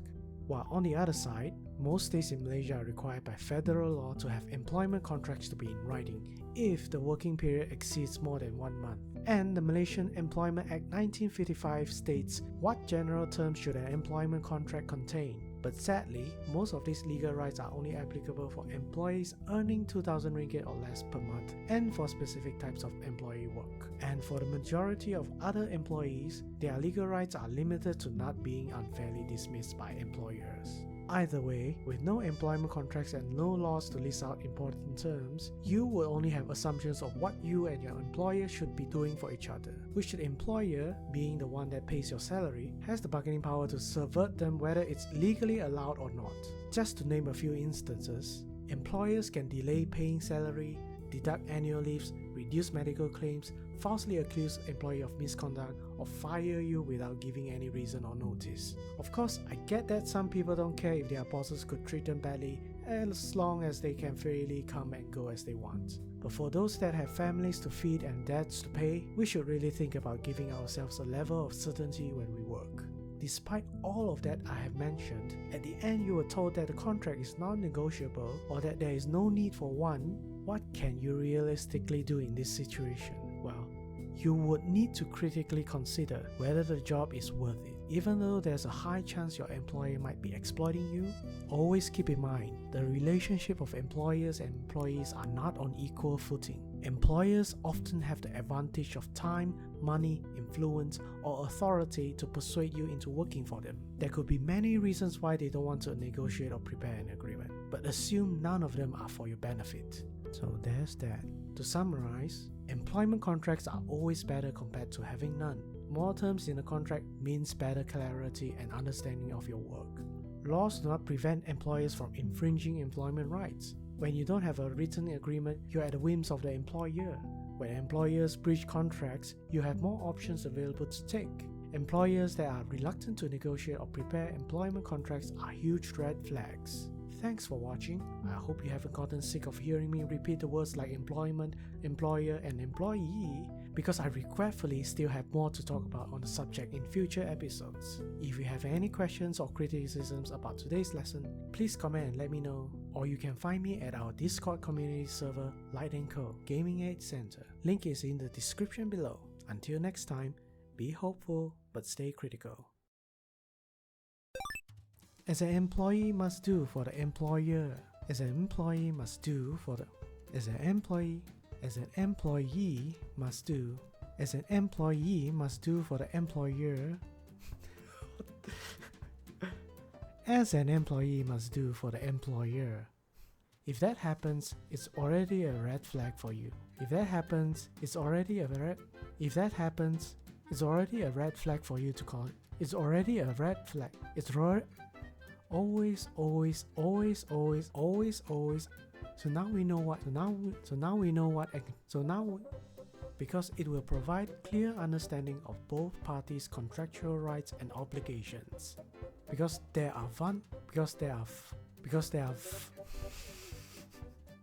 The main perk for employees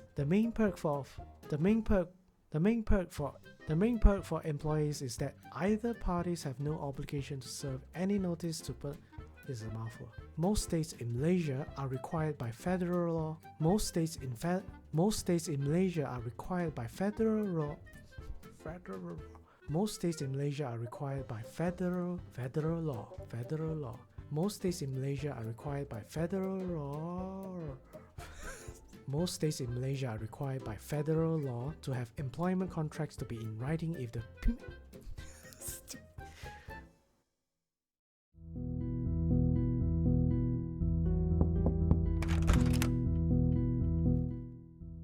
Hello, Jake Light here, gaming lawyer at your service. Whether you're a fresh graduate just having found a company to work at, or someone that's been working in the same industry for decades, we can all agree that not all employers actually know what terms and conditions to put in agreements, or worse, not even providing you a contract for you to sign when they hired you.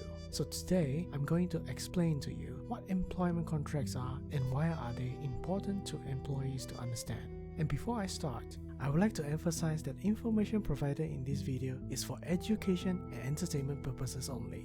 Briefly explaining, employment contracts.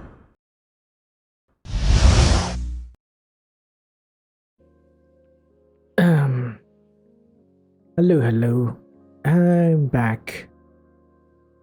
Right, so see no questions. Anyone have any questions for me? If not, I'll be starting the... Hey Creams! Oh, no problem. I'll check it out. Anyways, if no one has any questions, I'll be summarizing the copyright stuff out, alright? Let's go over there.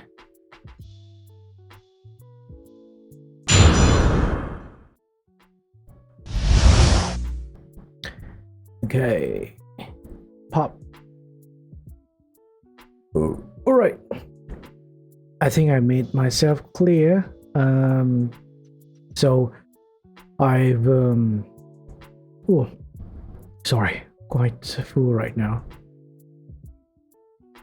I've read through the affiliate agreement, and I've also completed explaining the US Code Title 17, which is everything all related to the copyright. It's the legal document, or it's the law that is all related to the copyright laws. All right, the entire Title 17. There's 15 chapters, but we just have to look at these sections. All right, these specific sections are what we have to go look at for our purposes as content creators. This should be sufficient for your understanding of what you have to look out for in terms of copyright infringement and how it is enforced, and where its origins, its definitions, all that stuff. All right, so I'm just gonna briefly go through all these sections again. All right, I'm just gonna tell you how to look at this. So in any laws, acts, or regulations or whatever, there's always going to be a section that defines all the words contained in it. All this technical legal jargon is going to be referred in the document can be found here, right? So always, if you have no idea what it means, or I only have a vague idea of what it means, it's always good to come back over here, look at what the lawmakers have in mind when they say these words, but what they meant when they say these words. Then we have section 102, which is the definition of what is considered works that can be copyrighted, protected by copyright, or have copyrights. So these are 1 to 8 are all these the categories of what can be considered copyright, can be protected by copyright. And well, if you do not know any of these definition and any of these words, then again, there's the definitions page, section 101, let you know what they mean, like when they say literary works, musical works, dramatic works, pantomimes, choreographic, pictorial, graphic, sculptural works, motion pictures, audiovisual works, sound recordings, architectural works. But in any case, the general rule is that creative works fall under copyright, right? Then we have section 104, which is where when you do make original works, when you do make creative works, where is the place relevant? In our current laws and the global international laws, not really.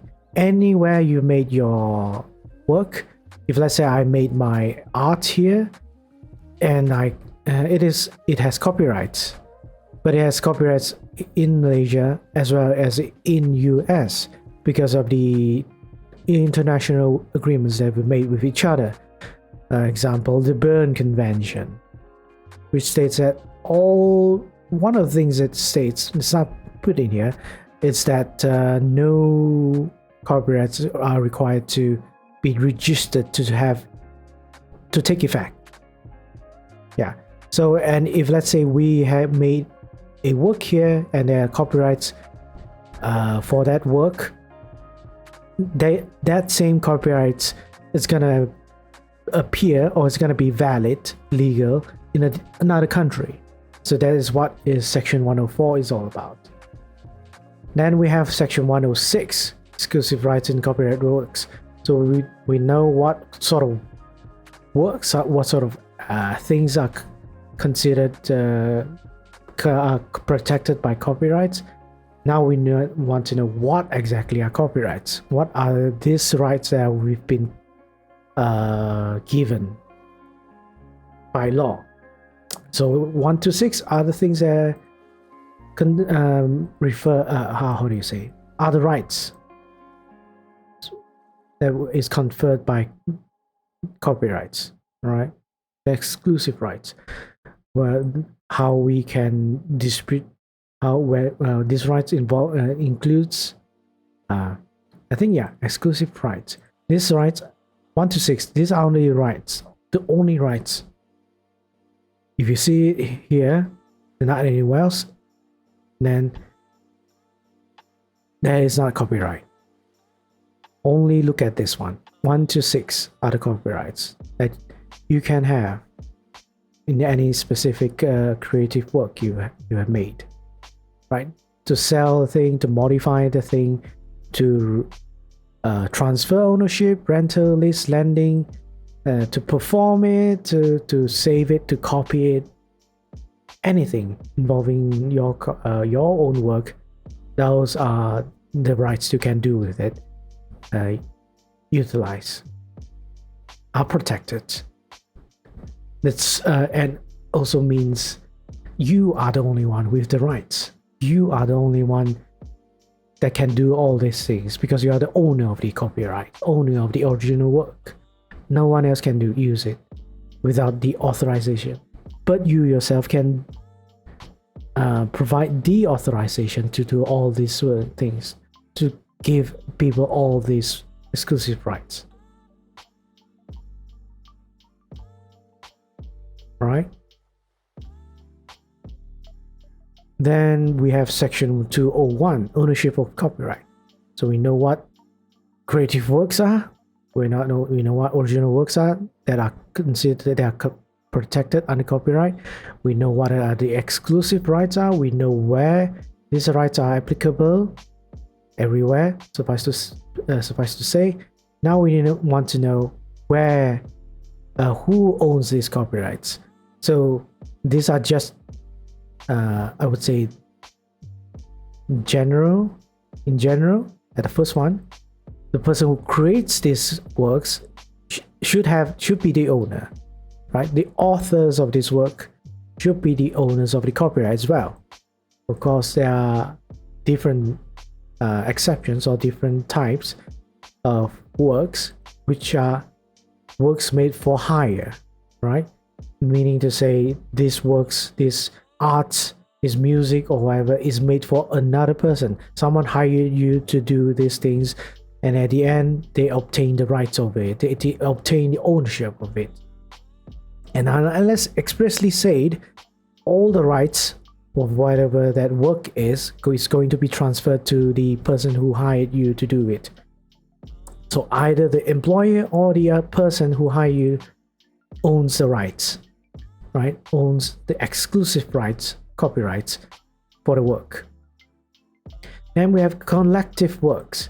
So if there are multiple people doing some collectively, like working together to create something like a song, then each person that has participated or has helped made that work only owns partial rights of that entire collective work, right? So how do you say, anything that is done by him or her to create that collective work, that particular section, the particular portion of that work is owned by them, and as well as the exclusive rights is owned by them. So that's how this is. That's how these collective works work. All right. So, in the sense that if you want to reproduce the entire thing, an entire collective work, to sell the entire collective work, everyone has to have to agree to it first. If not, you can only do anything. You can only do anything that involves your own contribution to the collective work only. All right. But I would say it is again an agreement to designate all these things is much better than just relying on what has been mentioned here by law. You know, sometimes people want different things, different arrangements, and we can't just hope that our assumptions align with each other. Don't never try to have assumptions, all right, on what the other party wants or doesn't want, because we're all different people, different individuals with different beliefs and perspectives. Anyways, then we talk about transfer ownership, meaning to say copyrights can be transferred like any other things we own, right? We can transfer it by agreement, we can transfer it by will or inheritance, we can any of the exclusive rights from another including and own transfer, it's entitled to all of protection. Yeah, ownership means the exclusive copyrights as well. All the rights of the thing, of the work, is transferred as well, together with all the protection, all the remedies available to the owner, to the transfer of the ownership. Then we have involuntary transfer. So no one can force a transfer of ownership of copyright to another person, except for the situation of if the copyright holder has went into bankruptcy. So bankruptcy, if no one else doesn't know what bankruptcy is, if let's say you're in debt, someone sues you for bankruptcy, meaning to say they want a third party to manage your entire assets so that they can settle the debt, your debt, to that party or whoever it is. And by doing that, it seems that bankruptcy includes copyright ownership as a type of assets that can be used for payment as well. Then we move on to the next section. Section 302, duration of copyright. It is much more, or for your own knowledge, is that copyrights exist by the time when you create it, and it lasts for a long time, and in general for the lifetime of the author, and at the end, after the death of the author, 70 years. And if it's a joint work, the last surviving author, life until the last surviving author, and 70 years after the death of the last surviving author. Then we have anonymous works, works made for hire. It's 95 years from the year of its first publication, or 120 years from the years of its creation, whichever expires first. Then we have these other things are not really relevant. So I'm moving on, right? Just in case, this is just your information to let you know that copyrights last for a long time, and don't expect to wait until a famous person to die and then he's dead now, I can use his work. No, it doesn't work like that. Doesn't work like that at all. Anyways,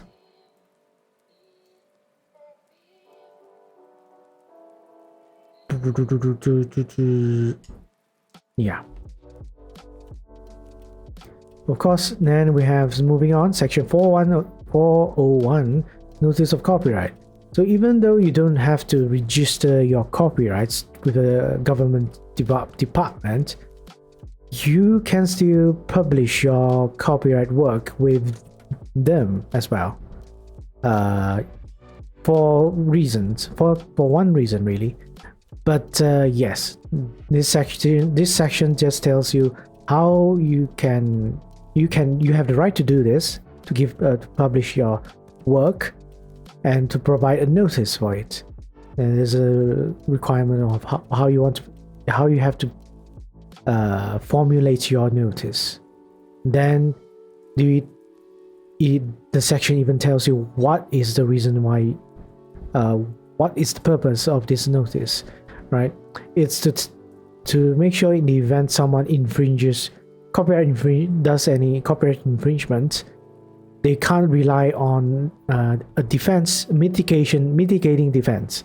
This is mitigating defense to say that they did not know they were infringing any copyrights because they had no way of finding it out, so that they would have a less not as serious sentence. So, the way of saying this is not to waive a person or save a person from copyright infringement. This is when a case has established that copyright infringement, there is without a doubt copyright infringement. But if let's say there is no notice of the copyright, then there is a possibility that the defendant, the person who infringed copyright, can use this as a defense to mitigate, to reduce the damages. Statutory damages means it reduce payment. All right. Then next we are moving to 501, infringement of copyright.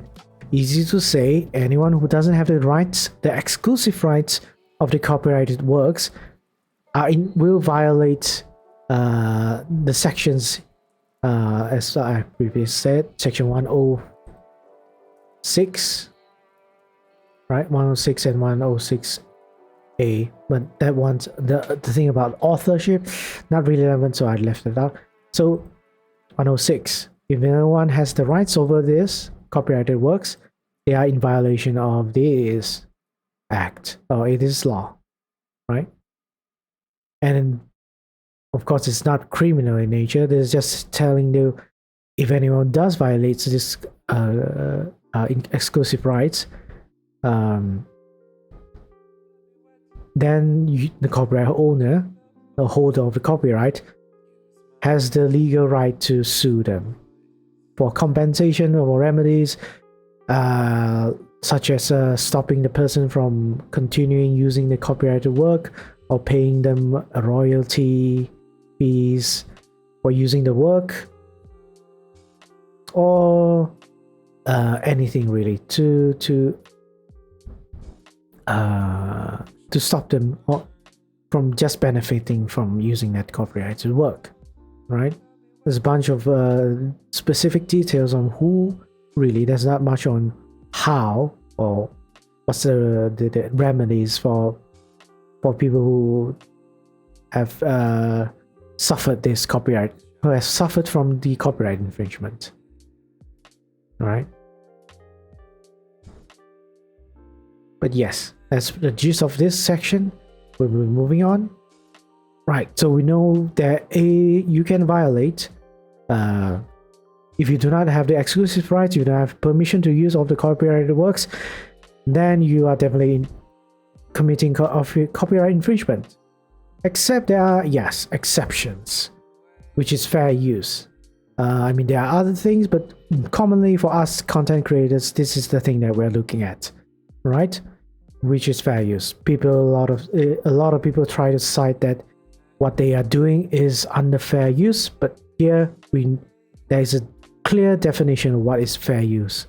All right, so fair use only works if, let's say, the purpose of it is for criticism, comment, news reporting, teaching, or including multiple copies of custom use, scholarship, or research. It's not infringement of copyright. So if you're doing any of this, prima facie, you're not doing any infringement of copyright. But again, there is a second sentence, and depending on the cases, the court will still have to consider all these factors to determine whether you're actually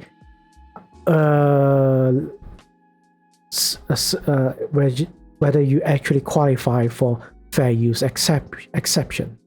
Right? There are 4 of them, and all 4 of them are very broad, general, and not specific, because every case is always different. Every context, every copyrighted work dispute is going to be different.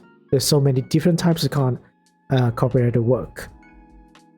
So first off, we have to determine the purpose of the character of the use, including whether such use is of a commercial nature or is for a non-profit educational purposes. So these are just examples, all right? I didn't mention this before. The main part you have to look at is the purpose and character of the use. What are you doing it? What are you using it for, right? These are just examples, whether you are using it for commercial or non-profit educational purposes. So this factor is not exhaustive. We don't just look at commercial or non-profit educational purposes. We have to look into the case itself, whether there are other considerations related to this, right? Then second, we have nature of the copyrighted work. We need to know what exactly is being infringed, what rights are being infringed in relation to what the work is. What is it? Music? Is it art? Is it a story? Is it a video? Anything like that? Or yes, because every different medium of work is going to have different considerations because their nature are different. How you can use them, or how you can modify them, all that. The amount and substantiality of the portion used in relation to the copyrighted work as a whole. Right, amount and substantiality of the portion. Here it means how much of it is how much of the content, how much of the copyrighted work are you using? Are you using a lot of it, entirety of it, just a portion of it, just a second of it, just a bit of it? This is not a how do you say? There's no strict interpretation on this. It's not like, oh, this, if let's say a judge or a court decided that 1 second of a music is fair use, doesn't mean the other case doesn't mean that another case with similar facts, as in you also use 1 second of a music, is going to be applicable as well, right? This is not a strict factor to look at, right? Because there's no one case is going to be very similar to each other. There's going to be something different. So there's no objectivity in this. It's really subjective, depending on the facts and evidence, right? And how what 1 second for a work and another work is going to be weighed differently.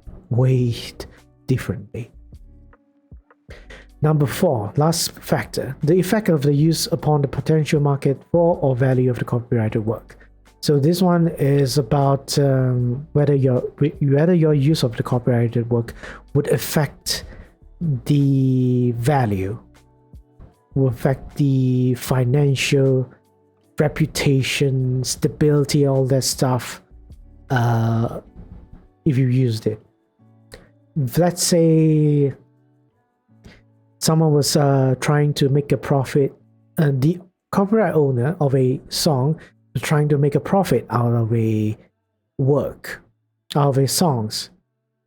But because of you doing the copyright infringement, maybe you're selling it at a lesser price, or you're doing it for you're sharing it freely, or you're making derivative works, as in you're covering that song for free.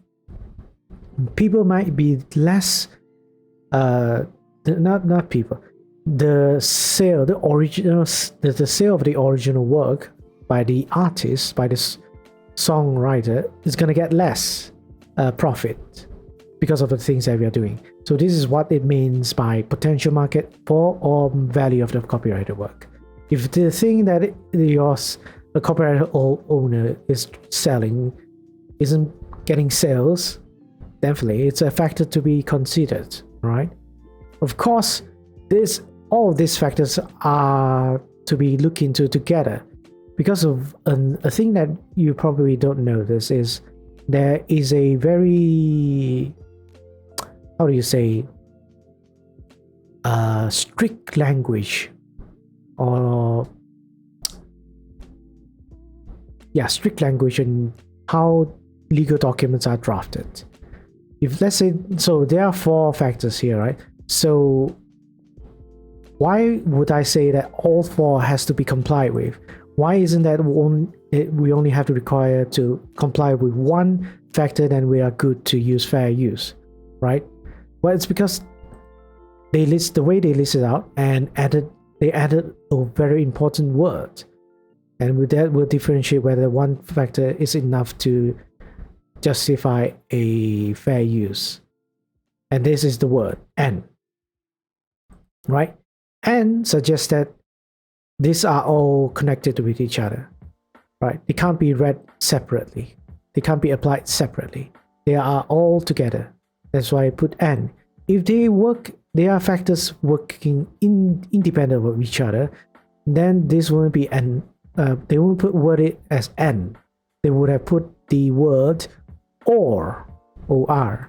If they put the word or, then yes. If only one factor is applicable, then they don't have to consider the other three, whether the other three has not been proven or not, or otherwise. Okay, so that's how you read legal documents. Same goes for contract documents, contractual documents. All right. So these are the things. In fact,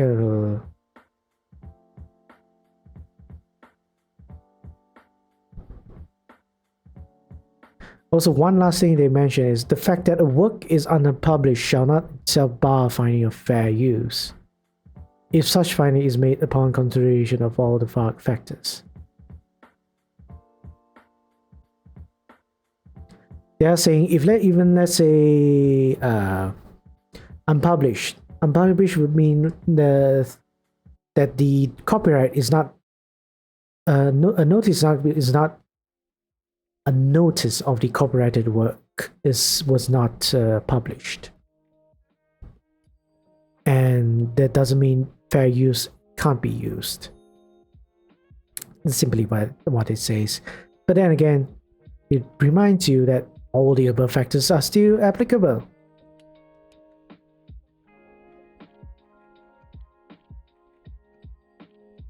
Right? Anyways, that's it for the fair use. Keep in mind, all right, all content creators, don't try to spread misinformation on that. As long as you think your content is fair use, you can do it. All right.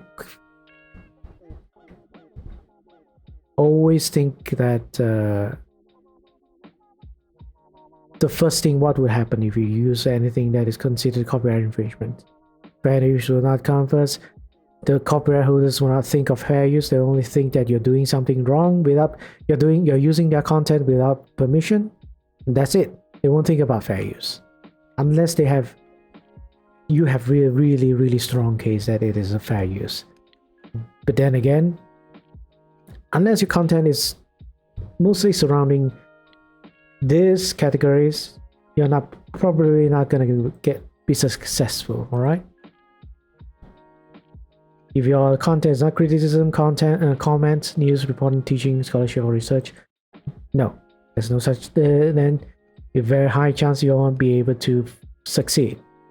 And I've heard this before. I think someone asked this, or I've justified it in a way that say that if we are able to modify the original work or transform the work so much that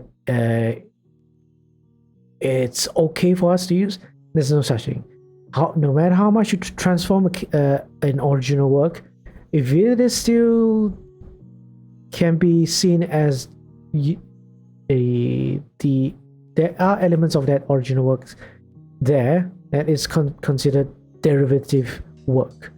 As per the definition in here, a derivative work is a work based upon one or more pre-existing works, such as a translation, musical arrangement, dramatization, fictionalization, motion picture version, sound recording, art reproduction, abridgment, condensation, or any form in which a work may be recast, transformed, and adapted. A work consisting of editorial revisions, notations, elaborations, or other modifications, which as a whole represent an original work of authorship, is a derivative work, right? They even have the word transform, and they have not stated anything like how much you have transformed it, how much you have used it, how much you have modified it from the original work. As long as you do any of this, it's considered derivative work, and only if you have the rights to do this, or the license, or the permission, or the consent, however you want to word it, you do not have the permission, you do not have any rights to do any derivative work. Okay? Clear cut. Nothing to really argue about. There's no such thing as totally you transform 99% of the original work to something else. If it's still considered it's based on the original work, it is derivative work. Of course, this is more towards this is not more about argument of using the original work. It's more like arguing whether your work, even though inspired by the original work, can be considered a different thing entirely. So that is a question for the court to answer. That is a question, that is something that you have to have enough evidence to back up that claim, right? What essentially you're claiming isn't fair use. What you're essentially claiming is my work is not the same as the original work at all. It's my own creation, right? If you can satisfy that, then yeah. But that's not yours to decide. It's up to the court to decide, and what your lawyers or whoever you have consulted think is a good way to do, right? Right. Now, last we have Section 512, right? Section 512 is about DMCA, part of DMCA, which is why we have Twitch, YouTube, all that, have the obligation to do copyright strikes, takedowns, or whatever actions required to them to do to stop alleged copyright infringement, right? This is the section to see, because here there's in this section nothing says that it doesn't say that there has to be confirmation or ultimate proof or complete proof that there are copyright infringement, right? As we can see over here,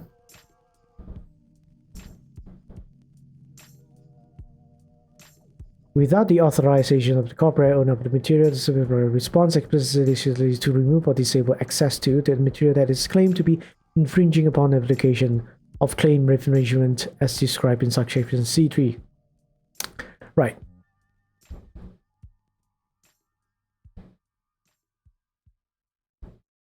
So there's no part here or anything to say that they have to prove there is a copyright infringement. Then only can they take action. As long as they know there is someone doing it without authorization, normally based on a complaint by the copyright holder, then yes, they can do it. But unfortunately, I think I have to add this. It's a continuing problem right now, because there's no lawmakers has addressed this problem, is that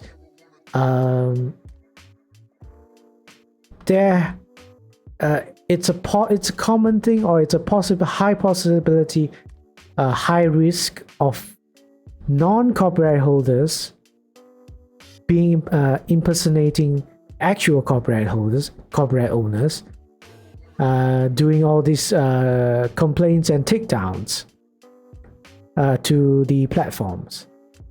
And the problem is that Twitch or YouTube, at least the news I've heard is with YouTube, that they weren't able to, which they're supposed to, verify if the copyright owners it was the copyright holders that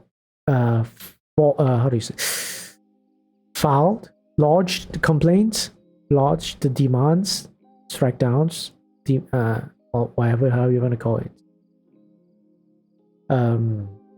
before taking actions against whoever is supposedly doing the copyright infringement. And what example I was thinking about is about the Bungie issue, right?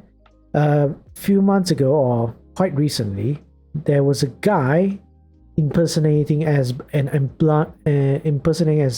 someone representing the Bungie company, taking down all the channels that uploaded music of Halo music over it, because Bungie is the developer company for these games. But they also made a claim against Bungie's channel as well, which is quite interesting.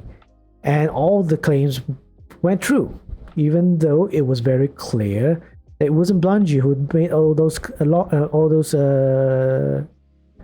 copyright strikes or copyright claims. So there's a huge problem with that. And as far as I've known,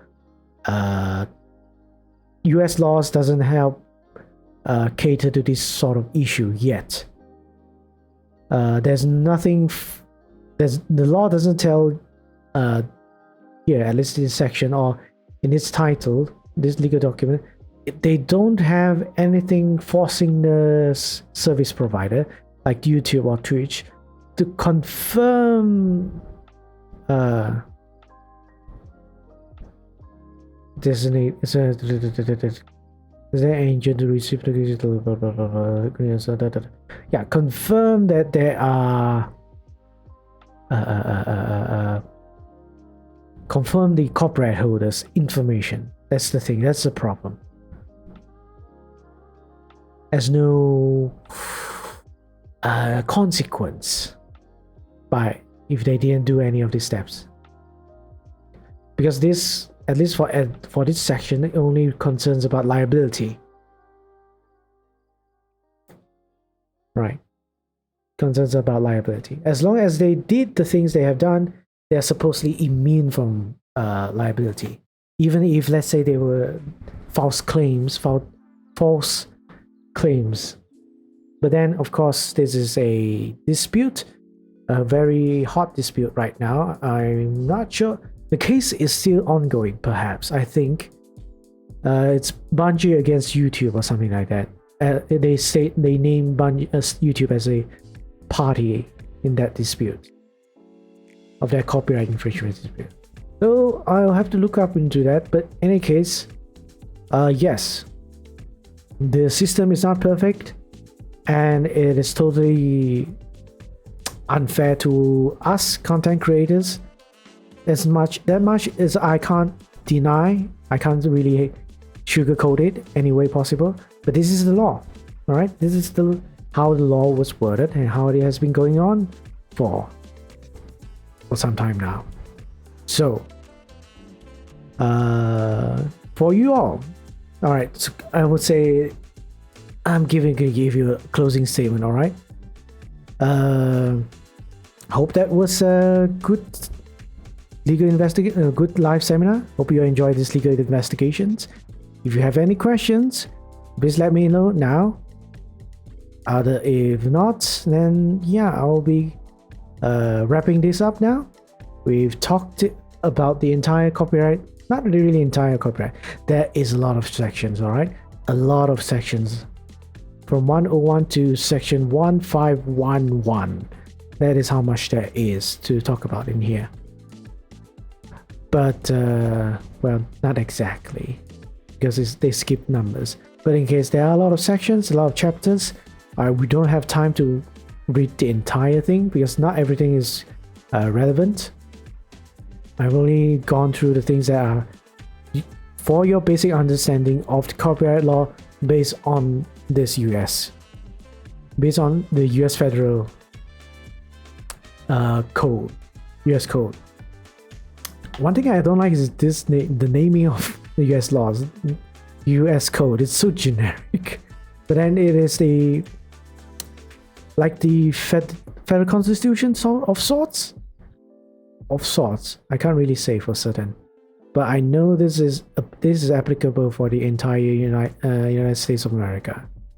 All right, that's why I choose to read this.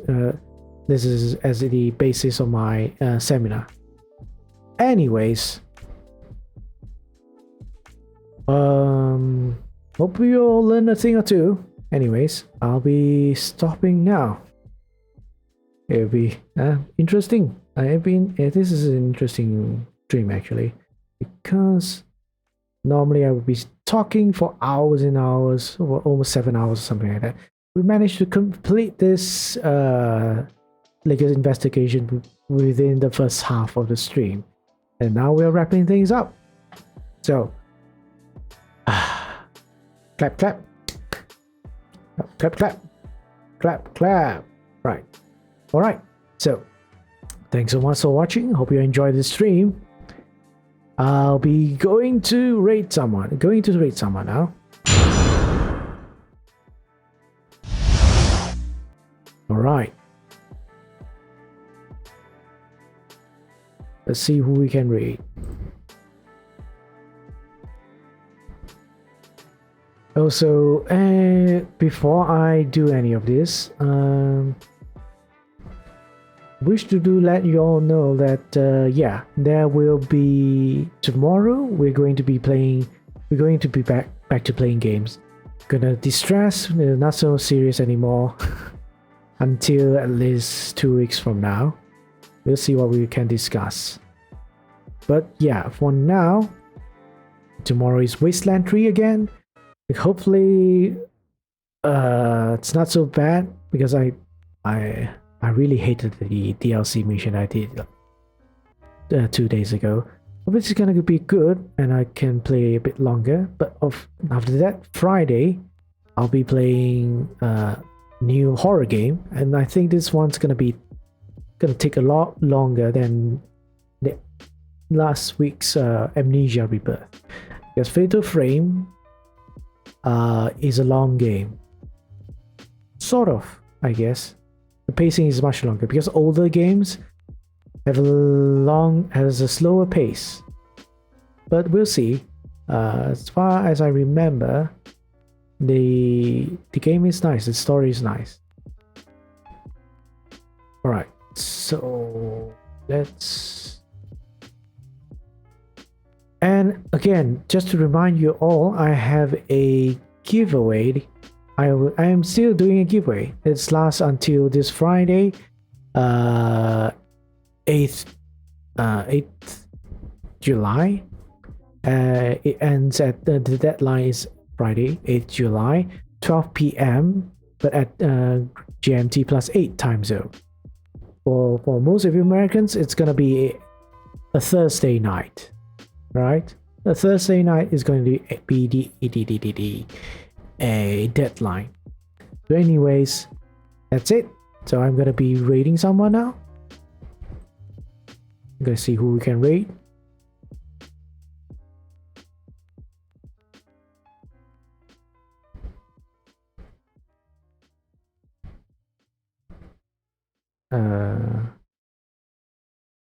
Get through this level. I'm gonna go crazy. All right, we have Hebe Nebo, Kota,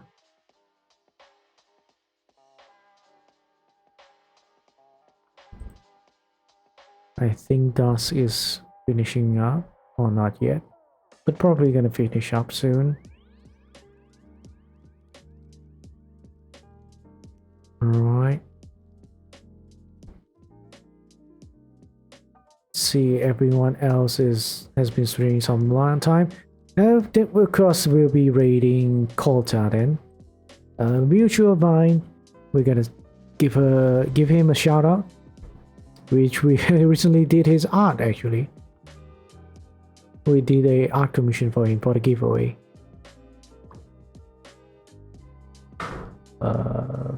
What's her name again? Oops. Kota Shizukama.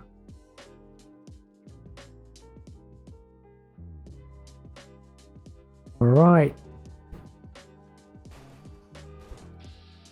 Yep, he is playing Fallout New Vegas. Actually, I want to play this game as well, but not so soon. We're playing a post-apocalyptic game already ourselves. But yes, quite nice. I believe the game is. Anyways, we'll be rating him now. Go, go, go.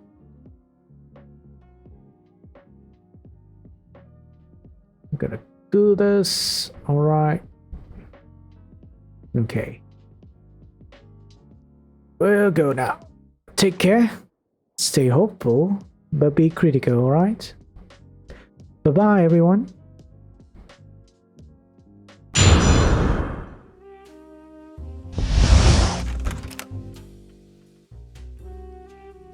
Hello, Jake Light here, gaming lawyer at your service. What is it? Something changed? Nah, must be your imaginations. It always has been like this. That said, today won't be the usual stuff. I'll be talking about the latest controversial issue that has been plaguing the VTuber community in Twitch for a period of time now and what this means for a legal perspective: misuse of content labeling. And as always, before I start, I would like to emphasize that the information provided in this video is only for education and entertainment purposes. Please seek qualified professionals if you think you are right to use VTuber tags in your stream when you are not a VTuber. Let me explain to those that are new to this concept. There is a type of content creation, such as myself, where people may use 2D or 3D models to stream or make content. With these virtual representations of ourselves, it is possible to be anything you like. Whether you are role-playing as a demon, a dragon, a cat person, or a lawyer, you are considered a VTuber. So what is the issue at hand? Well, looking at the multiple news articles and Twitch itself, it seems there has been a substantial increase in Twitch streamers using the tag VTuber to describe the content in their streams, even though they are not in any way representing themselves through a virtual avatar. This has been causing quite an uproar among the VTuber communities, because tags has been one of the ways people use to look for content which they are interested, and thus it seriously affects the discoverability of VTubers and dilutes the importance of using tags in Twitch. It's not just random Twitch streamers misusing the tags. We're talking about Twitch partners, people who have hundreds of thousands, if not millions of followers on Twitch, that will easily be recommended when people browse through the tag. Now, what I want to discuss is, does Twitch consider misuse of tags as wrong? Well, according to Twitch's content labeling under community guidelines, it mentions Twitch streamers should choose the tags that best describes their content.